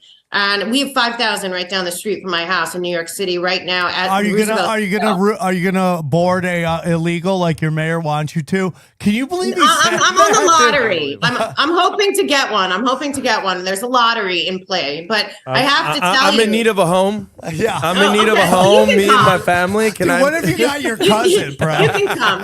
You don't want to be here. New York's a cesspool, but I got to tell you, what they are doing is they are already organizing the illegal immigrants. They're infiltrating them. I know that because people have sent me text messages that are going to them in foreign languages, telling them that they're not getting what they deserved when they got here, that the Biden regime promised them citizenship, promised them universal basic income, promised the money is running out. I'm telling you, the same color revolution a-holes that overthrew the Ukrainian government and Yugoslavia and Libya and everywhere else are doing here.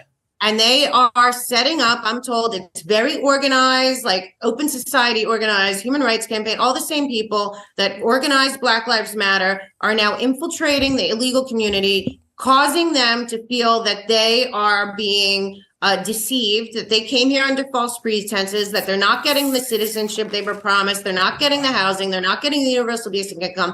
All the money's going to run out soon, and they're planning for mid-July, early August, violent uprising for them to demand in the streets that they get full citizenship, they get universal basic income, and that we are in for the LGBTQ thing is going to die down, and we're going to have the next iteration of the color revolution in the streets violence. And at that point, that's when they will start to try to take our guns. How does that I'm look? told that by somebody very credible gave me this information. How does that look in scale relative to what we've seen? Well, do you guys remember the caravans? Those were organized. You know how hard it is to come from El Salvador, El Salvador to the United States. You know how long of a walk that is. Those were organized, just like that's organized. I wouldn't doubt this was little.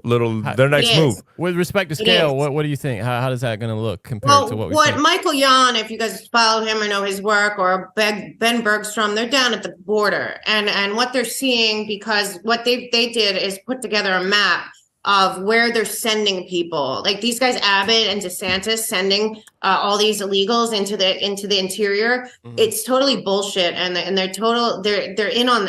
I can't. It's disgusting. Oh my God, that's another bomb. It's human trafficking first and foremost. I hope everyone understands our government is fully funding human trafficking. And if you go down to where the Roosevelt Hotel is, meanwhile, these hotel rooms before the illegals came were $500 to $600 a night, but they're all staying there for free. And every room is full. There's 5,000. There's a lot of young children that don't speak English running around down there too, which is very, very dangerous.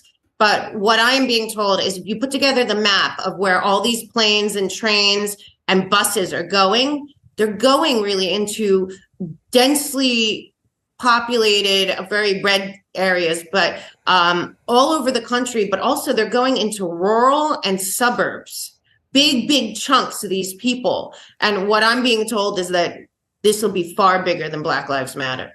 But I don't want people, I want people to know now so that they can start to actually, like Sam said, this has to be local. Your sheriff is elected and works for you. You have to start to think in terms of your own children, because what's happening in New York City is going to start happening everywhere if people don't stand up everywhere.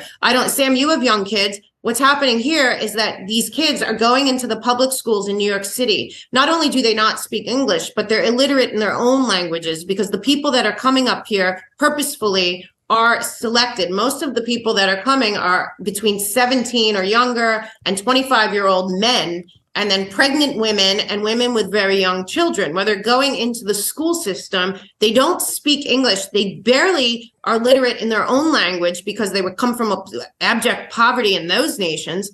and the school system isn't going to be able to take care of the American citizen kids that need extra help. I mean, we're in a Cloward Piven strategy to totally collapse the interior of America and all of our social services, because I'm telling you right now, if it's happening in New York City and it's happening in LA, it's going to foment through the whole country unless the people stand up and stop it. And we do have more power than we're putting out there, because even talking about, like, why aren't good Americans, why aren't they then having counter things to the drag queen story hour? Why not invite a bunch of vets and retired cops and have a parade and have them have a fun thing for kids, where kids are looking at, firefighters and retired World War II vets and seeing them as heroes. I think people are waking up. I really do, Mel, and I agree with everything you're saying right now. I mean, you had this whole thing about Target. Employees are uprising right now. They're like, fuck you, you woke pieces of shit. We're not doing this. I think people are waking up. I think what you're saying makes total sense to me, because it's meant to be unrelenting in terms of, and if you study listen, if you don't know the Bolshevik War, then I don't want to hear from you, okay? Because this is step by step by step what they did. They flooded Russia with immigration that were hidden soldiers and intelligence assets to demoralize. But the beauty is that people are waking up. Like, regardless of what you think of Tucker Carlson, and I could sit here all day and tell you everything that he did wrong, how he ran out Webb, out of journalism, because he could easily still be a CIA asset. I wouldn't doubt it. Spook's always a spook, okay? But man, the lot of stuff that he's saying is waking people up. And when you realize that at the end, and this is why I really think they got rid of him. Wasn't because of anything he was saying, and that could be part of it. But Democrats were listening to Tucker Carlson. It was proven that more Democrats listened to Tucker Carlson than was listening to MSNBC. I mean, just on YouTube, you can see on the numbers, his clip-wise, it was just the numbers. He's annihilating it. He's annihilating it. And I don't know what Elon Musk represents. Well, I do know. I don't trust billionaires as far as I could throw them. But for this moment in time, it seems to be there are more people, not all people, because you still see people complain about censorship. But at this moment, it seems to be a much more wider open platform. Is it perfect? I do not think so. Didn't you guys upload on Twitter? Yeah, we're uploading on Twitter. We're uploading. Oh, good for you. Yeah, we're uploading everywhere. I mean, anybody will take I'll everywhere tell but you, YouTube. I recently sat down with Tucker Carlson doing a different project, and I'll tell you what, I honestly think what you're saying is getting to everyone.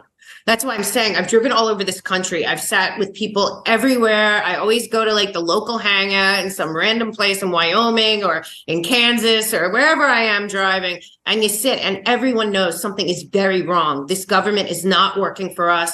They're not sure who is running our country, what is going on every level. And from when I was with Tucker recently, from what he's saying, he cares a lot about his kids. His kids are young. They're going to be young mothers and parents. And he's got a great marriage and everything. And he's looking around and he's saying what is happening to America is unacceptable. And the stakes are so high and the American people have no idea. And I think what really makes him dangerous is he really got to a place where he said there's no difference between the government, the intel agencies, the military industrial complex, and the media. And the media are the ones that are the most guilty here because the American people have no idea the stakes at which we are at. If in 2024 they have a one-party win across the board, Biden or Michelle Obama, whoever they bring in, and it's all because at this point they can cheat they can cheat no matter what. You know, they don't care. It's done. They got it. If they do that and there's a one-party system, it is pretty clear that one party will not be the Democratic Party. It will be a globalist controlled party. So at that point, America's done. And I think Tucker just got to a point where he was like, you know what? I'd rather warn my fellow Americans and my children and my children's friends and all the people out there that America is seriously in trouble. This is way past an election cycle, and the American people are the only people that can stop it. So I'm just going to start telling the truth. And on top of that, I don't think the Dominion thing was a settlement. I think it was a payoff. And I think that it was at the top level, the global public-private partnership, the same people behind the Great Reset and all this bullshit. This is really a takedown of anyone that is telling the truth to the people that will make the people act. Because as long as people do not know what's going on, I keep saying it like this. If you ever been to Long Island and you're waiting for the Long Island Railroad in like Massapequa or something, it's very dark at the train stations. It's usually just a platform and a bench and some lights, but there's nothing. It's pitch black. And you just hope the train's coming. And like you'll finally in the way, way long distance see like a small little light. And you're like, oh, thank God it's coming. You can't hear it. You can't see it really. You can't feel it. The wind's not there, whatever. And as it gets closer and closer, you're like, oh, thank God it's coming. Thank God it's coming. I'm standing here by myself in the dark. Well, if that train shows up and the American people don't stop it, we will never get off it. And I really feel that way. And I from what I hear him saying, he feels that way too. He just feels like America's in total danger of falling. We're only 270 years old. Yeah. Who do we think we are? And that's what I think happened to Tucker and Elon Musk. And I think it's because of their kids. If you hear them, I'm not against that. Because of their kids. I'm not against that. That makes sense, right? You said children change everything. Yeah, right? Listen, I will always be open-minded to people can change, okay? I will always, but my whole thing is anybody, including this show, you should always be in karate stance. You should always be hands up, Krav Maga, hands up, go, okay, what are you saying? But never be like, yeah, duh, and then you get chin checked, man. You always have to be going, and it sounds very exhausting, but it's not. It's just going, okay, I'm hearing what you're saying. I'm going to do a little research or run it through common sense if this makes any sense to me, okay? And that's my whole thing. So I'm open-minded that Tucker Carlson woke up and had kids. And, you know, I mean, he was one of the few guys who gave Ron Paul a fair shake, too, in the media back when he was running for president those 2 times. I know I have just been let down too many times to fully just accept anybody at face value. I'm just always going to be like, okay, I agree, but okay.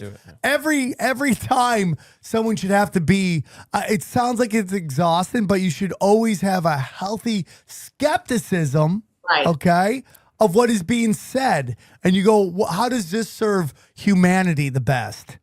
Right. Because there's always going to be a moment where they show their true selves. And it happens all the time. Well, that's the example that I always give when I say the media is totally fallen. First of all you have to do is look at the shareholders. It's the same demons that are behind all of it. But once you go past that, once you see, like, the press is supposed to be skeptical of the government. The press is supposed to be working for us to double check, to triple check, to be skeptical of the government. Right now, we have a press that is basically putting out the information from the government. You talked about Operation Paperclip, there's Operation Mockingbird, all of that. There was a time when they said the CIA infiltrated the press. Right now, the CIA is the press, and they don't hide it. Once they're hiring McCabe, Comey, Brennan, Clapper on the payroll of MSNBC or CNN, you have to know clearly that it's not separate from the intel agencies. The intel agencies are the media, and we don't have a media that's skeptical at all. And that's how you know that the media is completely fallen, and that shows like yours and other shows are the media. And thank God. And that's why, again, as you said, and as I agree, we are winning because they didn't prepare for us to ever fight back. I just feel like we see what they're doing and people are waking up, and this McCarthy thing with this debt ceiling, it is like, it's like the DNC is a dead brand. It's big it's big in these big cities that are dying. Which is funny. It's exactly what they were saying about the Republican Party. Right. When Obama was in his second term. Right. But Johnny, I really do. Oh, no, I'm not giving you, I'm not discrediting you. I think you're right. I think the DNC did, and I think McCarthy is killing off the last of what everybody thought was the RNC. I think he's going to kill it off. And that people are going to get down to local politics again and be on an individual, hey, okay, you're part of this party, you're part of that party. What are your real stances? And I think people are going to wake the fuck up. And I think that I think people, when they realize that they're coming for the Constitution, are going to wake the fuck up, because you can say whatever you want about DeSantis, and I have zero problems with calling him out as a fucking globalist, okay? But whatever Florida did, and maybe that was part of the script too, but it's like people in Canada looked down at America for the first time and they were jealous that if you didn't like what California was doing, you could go to Texas or you could go to Florida or you could go to somewhere else and not have to deal with the bullshit. And people are going to wake up, man. You got all these people trying to pass these laws about guns, and you have people like Montana going, nope, no gun. You will not infringe on our Second Amendment ever. And that's why I think it's one of the strengths of the country, really. 100%. Yeah, one of our greatest strengths. And like, I get very nervous, everybody, when you have these idiots talking about secession, right? Because that sounds like balkanization of America, which is what they did to the USSR. You break it up into little cities little countries, and then you take over these little countries and have them fighting with each other. But you don't think it's also crazy when you have a state like California and then a state like Texas in the same country, where the laws are completely different, where one you can smoke weed and then in the other one literally I think it's fine. A first offense, you can go to jail. You don't like it, move. I'm just asking. I'm completely just asking. You just got to know the laws you're in. You got to know the laws you're in. What's going to happen is they'll break it up, and then the fucking country of California and the country of California will end up going to war because the powers that be will get us fighting with each other. That's just how it is. Or maybe California and Florida will come together and they'll invade, this other country. Yeah. Whatever it is, man. That's what they want. The more they break you down into groups, the more they can control you. So all these fucking retards are like, oh, dude, we got to fucking Balkan. We got to break up the country. No, man. That's what they want. Look at what they did to the USSR. That's what, and again, I don't think Putin's a good guy, but sometimes a broken clock's right twice a day, right? Well, actually, it's right twice a day every time. But the point is that, like, him wanting to get back these countries, get it unified, it makes sense to me. Because when I see them wanting to break up America, I see USSR in our future. Getting us fighting with each other. Defend at all costs, First Amendment. Defend at all costs, Second Amendment. And you got to defend people. Like, so this Andy Nego or whatever his name is, that Asian guy, he put out with this fucking pride that in Germany, I think, the government went in and froze all the bank accounts of these climate alarmist people. And everyone's like, yeah. You're like, okay, man. You're okay with them doing that to somebody you don't like? Yeah. Right. That's how they get it. They get you to accept it for somebody you don't like. And then when they establish a law, before you know if they're coming after you, you have to defend it, even if it's people you don't like. I mean, the truckers in Canada with the crypto. I mean, I like the truckers. I'm talking about... No, you like the truckers. Some people there didn't like the truckers, and that's how the laws get passed, because they were getting annoyed in their city. They were just beeping the horn. But even if they froze the BLM protesters, I would have a major fucking problem with that. Because those are U.S. citizens. I don't agree with what they're doing, but once you have the government infringing on that shit, you open the door for it to come after the fucking America Anonymous group, right? Anything that stifles free speech or they're protesting, right? Or But the right I'm to saying, organize, once you are okay with it doing it against somebody you don't like, you open it up. Okay. It's like Eddie Bravo's whole thing about AIDS and even, right? They established it. Once they say, oh, dude, you remember there were actual articles like, it seems to only affect Asians really bad. And everyone's like, oh, these fucking Asians, I feel bad for them. But once you accept that, like when you accept AIDS as a gay man's drug, right? I mean, a gay man's disease, once you accept that as a reality, and now it's real. So then they're like, oh, this straight chick just got AIDS. Now I can get AIDS. Because you believed it from the beginning. That's what I'm saying. Once you accept it for other fucking people, it's going to come back and get you. That's what the left doesn't understand. If we study communism, once you're okay with them going after other people, they come back for you. Again, we say it all the time on the show. Why don't you show me where the BLM version is in Russia and China? Why don't you show me where the gay movement is in Russia and China? Show me where the feminist movement is in Russia and China. They're in jail. Yeah. It doesn't exist. It was. I mean, it was Pussy Riot, honestly, and And they all got destroyed. Yeah, But also, like, now you go back, you look at Pussy Riot, they're completely controlled opposition. They must be. Somebody broke down, like, I forget who did the breakdown on them, Yeah, but I saw that. they're all funded by, it was all funded by rich. globalists. They're all rich Abramovich types. If you look back at their like art background and stuff, it's really sketch. Yeah. These art people are crazy.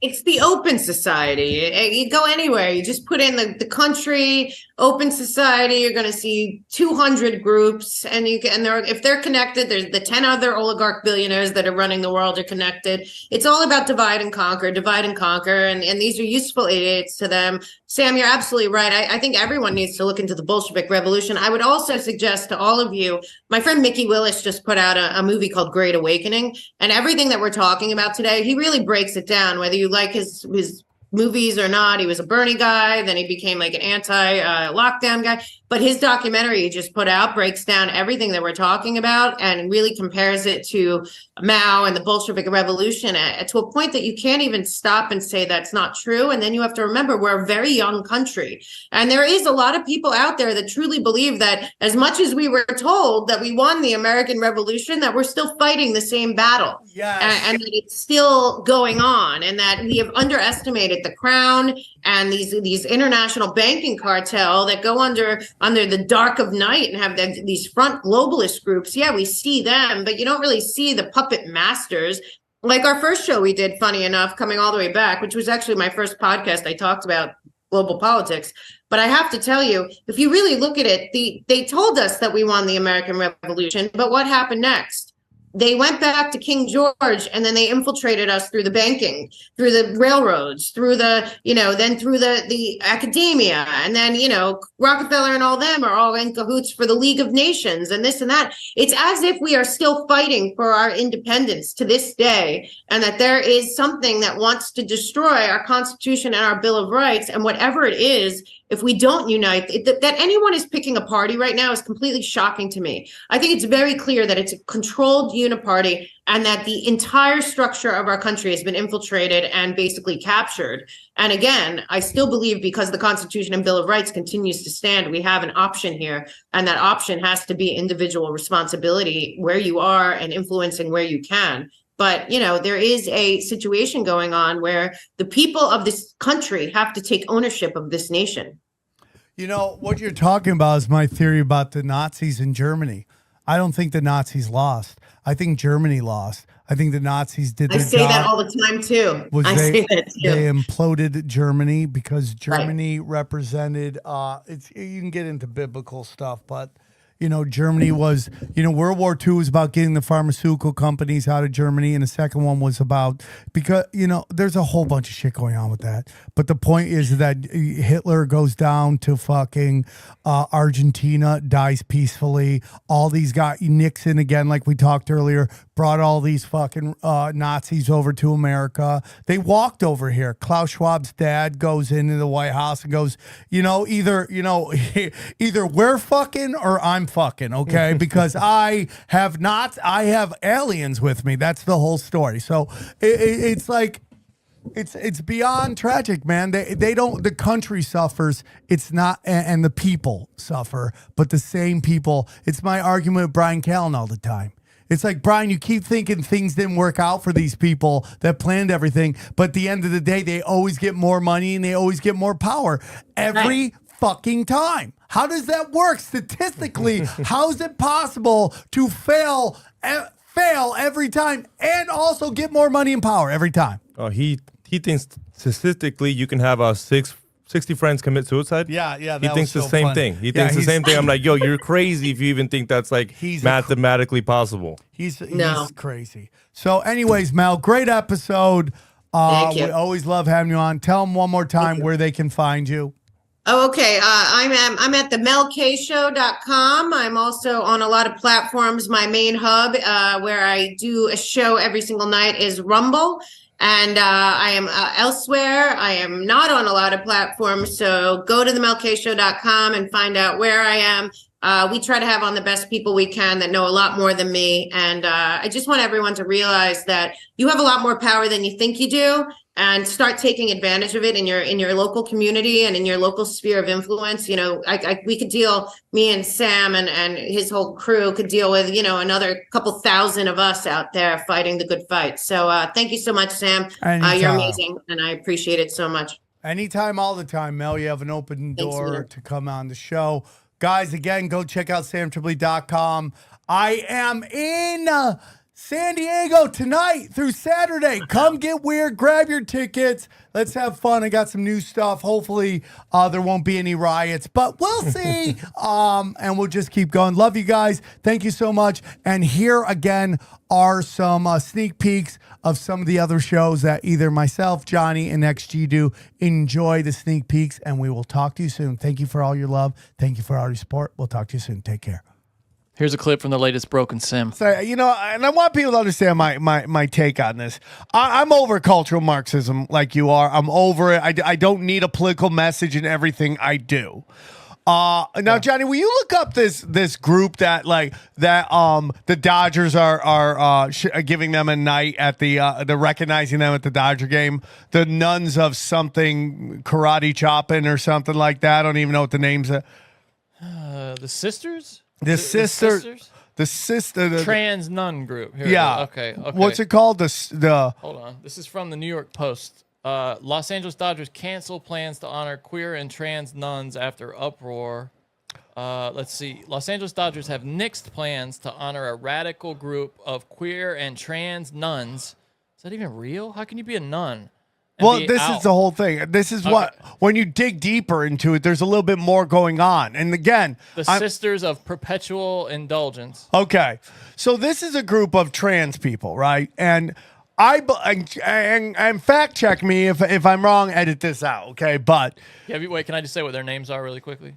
Have you seen the names? Of the nuns? Yeah. Sister Taint Aversion, Sister Porn Again, and Sister Hallelujah. I don't know why that one's. Yeah, okay. So there's a lot going on here.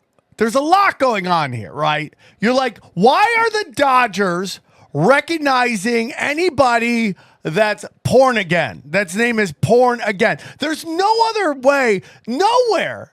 It's so interesting how conservatives have to play by one rule, and then those rules don't apply to the other side at all. Yeah. Like, I don't know what it's like my theory on like why can we just have a regular Super Bowl halftime show? Just give me a big rock band, let them sing their greatest hits, and let's get out. We don't need political messages. Yeah. We don't need anything. Grandma's right here, and the grandkids are right here. We just want to have a good time. I don't even care about the halftime show.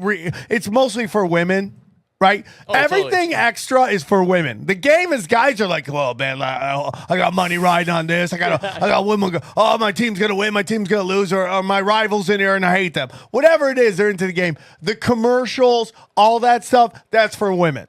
Yeah, totally. It's enough trying to explain the game to women. I don't need to explain trans to children at the game. You know what I mean? We've said this before. Like again, no problems with trans. Live your life. If you're an adult, do whatever you want. That seems to be the part that nobody wants to hear from me. Live your life. I don't care. Okay, and I apply that to anybody who wants to live their life in a certain religious way as well. Whatever you want to do, live your life. Live it, right? So I don't want to get too political in this show right out the gate. So I'm sorry about this, but I found it very interesting, Johnny, because supposedly this group, and again, if I'm wrong, edit this out, but supposedly this group is trying to protest the Catholic Church. Oh, I see. Okay. That's the purpose of this group. Right. So when I think they called them extremists and stuff like that, which, okay, I totally understand. Who called who extremists? I think that's what the articles say. I thought somewhere you read where they called them a extremist group or something like that. There's something along the lines of that. But they called, well, this is what someone else called it, a blatantly perverted, sexual, and disgusting anti-Catholic hate group. So there it is, right? Yeah. Anti-Catholic hate group. So again, I have a lot of Catholic friends. some of my favorite people are Catholics. You know, we got to say this before we're going to talk a little shit. Isn't it because the whole part of this grooming thing, right? The whole part of this cultural Marxism is the grooming part, right? Like that's the thing about Target. You're like, why are you giving kids tuck-in stuff, right? And you're like, yeah, in a logical, common sense world, none of that makes sense. Nobody's thinking, like on a list of problems that are in the world, where does tuckable clothes for toddlers go? It's not even in the top 1,000 billion, okay? There's not an issue that needs to be addressed at any point. Nobody thinks it's important. No. Right? So this group, which again, I mean, you're going to have a gay pride. I don't necessarily know why we have to have this all the time, but it's happening. What, Pride Month? Yeah, Pride Month is okay. I don't listen. What were you talking about? Well, my whole thing is like I don't know why we have to recognize. Listen, why are we recognizing a certain lifestyle? Yeah, I don't know either. Is pride a virtue even? Like I thought we weren't supposed to be proud. I thought Well, yeah, that's interesting too. But again, it's like I don't care if you're gay. I don't care if you're trans. Just as long as, and this applies to straight people as well. Yeah. I don't care what you do, as long as you're not hurting people. Why should I care? Right? So we got to say all that out of the way because you know. So you have this group that is being which fits into this narrative where we're having conservatives versus progressives. Right in this cultural war, which has been centering on this small group of people and this thing called queer theory, okay, and what queer theory is, and I could send you this video. It's too political, but it's like what the roots of queer theory is. Okay? And again, I get into it. You know, we talked to Jimmy Dore. It might have made him a little uncomfortable at that moment, but yeah, he might have been at this difference between gay and queer theory, and I'll stand by that and discuss it with anybody. You know, so we've been having this culture war going on, and so this kind of falls into it. But when you study what's going on, when you really study what's going on, it's kind of weird because who's the real bad guy here right now? Because I think it's probably the Dodgers, right? The Dodgers are the bad guy here in this story. Yeah, they're going to get it from both sides now. Right. Yeah. So, but if you go, okay, you have this religious group, which has names like Porn Again, which I don't understand how a corporation is okay with saluting, having a day saluting anyone with that name. I think someone just screwed up monumentally by not looking into what this thing. They No, just I thought it agree was with you. another I trans agree with group, you. know? I agree with you. But the issue I have right now is at this moment, they're calling them anti-Catholic. Okay, right now at this moment, Chicago is having a giant sex scandal with Catholic priests and 2,000 children. So it's like, what are we talking about here? Yeah. Right? So it's like, that's what we're getting into here. It's like, these people aren't necessarily wrong. No, yeah. Well, they can be right and wrong, right about this and wrong for a Dodger game at the same time, for sure. That's what I'm saying. But the people everyone leading this argument, and again, I'm anti. That's another conversation that doesn't belong in a baseball game about the sex. That's the and whole priests. thing. Yeah, that's another. But thing. if you look at the groups getting angry, it's like this one Catholic group and these trans nuns. It's almost another one of these issues designed non-linear warfare, to and piss everybody you off. go, somebody super messed up, or did somebody get it exactly right? Maybe. Right? Because it goes back to this other stuff we've been talking about, the woman on the bike and how the story goes back and forth, and each one has a legit argument, and you're like, oh. And what happens is, the way we're wired, we take one side and then we defend it, and then that makes the people on the other side, when the new information comes out, think we're all bigots. I totally agree. Sticking to that. I totally agree. Yeah. Like, dude, I mean, like the fact that the Dodgers, it's like the Dodgers are the fluffy of sports. Like, What do you mean by that? You know, like I know Gabriel Iglesias, but what do you mean? Mexicans bring their kids to fluffy. I got it. Okay. You know, people bring their kids to see the Dodgers more than any other league. I think like baseball is about bringing your kids because it's the cheapest ticket. It's a long game and it's a family tradition, right? More than like the Rams just showed up. It's not high action. There's time to talk and kind of but it's also as a dad, you can zone out. Totally. You know your kid's right there. There's not a lot of places for them to run. It's like why I can't bring Ghost and Ninja because they're in their I want to run everywhere phase. Yeah. Like they just want to run. They don't even care. And you're like, oh my God, stop running. And they're just like, I'm 3. I can run You're forever. also their father. You can barely sit down at sporting events. Let's Good be point. honest. Oh, dude. Off the grid, Ryan's like, your daughter does to talking to herself like you do. You know that, right? I'm like, okay. Okay. They're my kids. Yeah. They're we'll get into them. But it's an interesting thing. It's a very interesting thing. And it's just like, you don't have to do this. It's just, it's June 1st. Just get ready for the whole month. Oh, it's all. I mean, has your timeline already been flooded? Mine's already been Which flooded. is just every corporation. Yeah. All the sports teams are tweeting out shit already. Dude, Looney Tunes is putting out stuff, which is very interesting because Looney Tunes, like the cartoon. Are they They're even still showing a all the company? time. They're showing. I think they're on like HBO. Oh no, it's not HBO because we can't have nice things. It's Looney Max. Max is. I think it's like in this desire to have children's entertainment. They grabbed up any and all of these brands like Sesame. Yeah. That's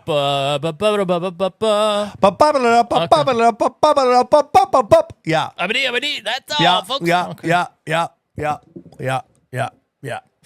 What is Looney Tunes doing? I don't know, but if you look up this guy Looney Tunes on Twitter, I thought you meant they put out Looney Tunes put out Happy Pride Month, and they put out in Pride was each color was a time that Bugs Bunny was in drag. And here's a quick sneak peek of Conspiracy Social Club. Enjoy. Bobby Kennedy assassination, huge cover-up. World Trade Center, huge cover-up.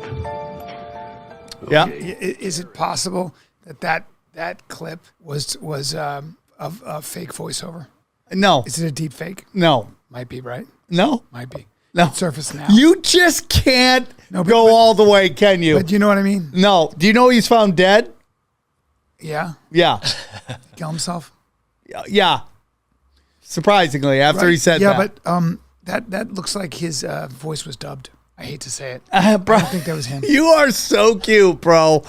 All right, guys, real quick before we're done, we want to tell you about all of our affiliates. It's a great way to support the show. As you know, fiat money is chaos. Okay, fractional reserve banking, dangerous. The best way to get out of it is precious metals, in particular, silver and gold. And that's why we're working at Wise Wolf, okay? Wise Wolf, silver and gold. Just go to SamTripoli.com or SamTripoli.gold, and you could join, and he's hooking you up. They got great that you can either buy single time or you can sign up for their program where you can buy up to $500 a month. I'm doing it. I hope you can too. We also have everybody at Eagle Research. That's right. Eagle Research, AquaCure Mobile Model AC50 brown gas, hydrogen brown gas. The guy who makes it says it's secure.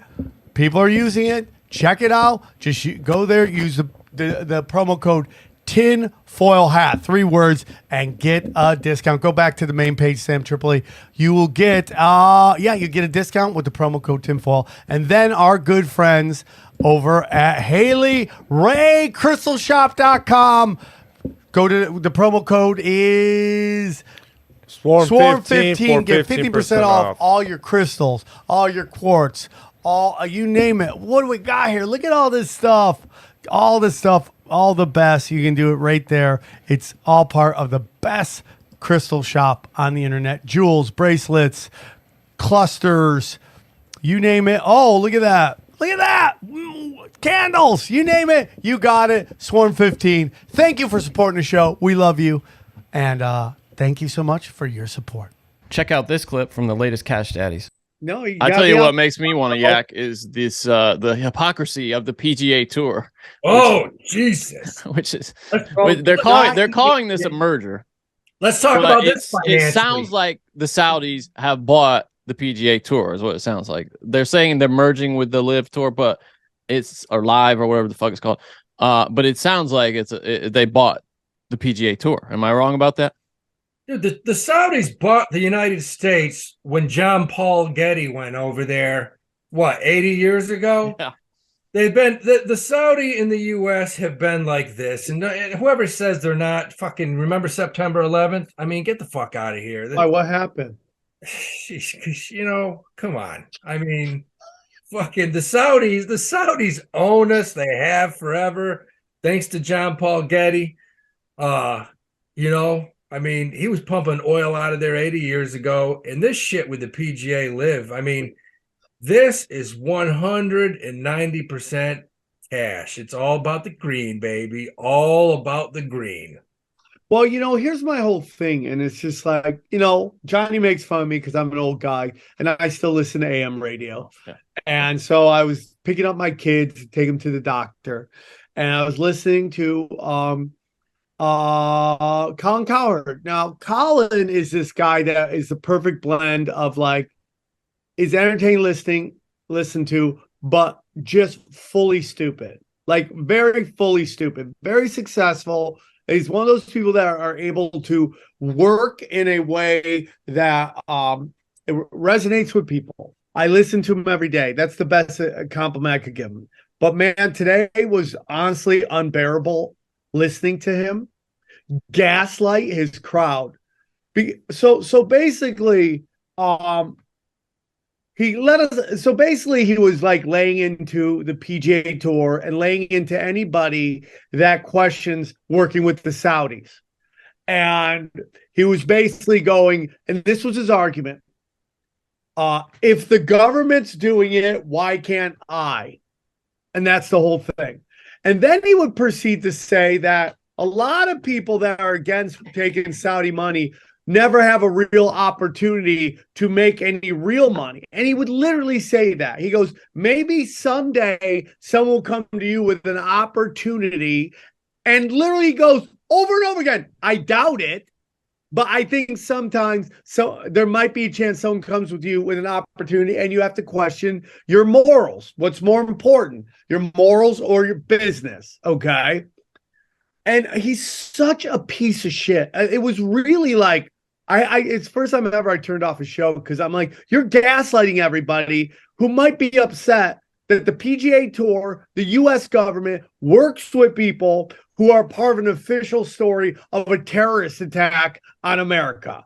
How much of that's real, I don't know. But they are hook, line, sinker connected to even just the facade of 9/11. Okay? That they funded the whole thing. So, and our government is good for Colin Cowherd to be like, you know, if the U.S. government, which our U.S. government commits war crimes everywhere, by the way, just so you know, war crimes, not just abroad, but here in the States. Yeah. And you're saying if this corrupt institution could do it, why can't Colin Cowherd? We go deep, homeboy. Aaron, open your mind. Drink from the fountain of knowledge. There's lizard people everywhere. That's some interdimensional shit. Wake up, Aaron. This is only the beginning. Dude, you just blew my mind. Tinfoil hat, tinfoil hat, tinfoil hat.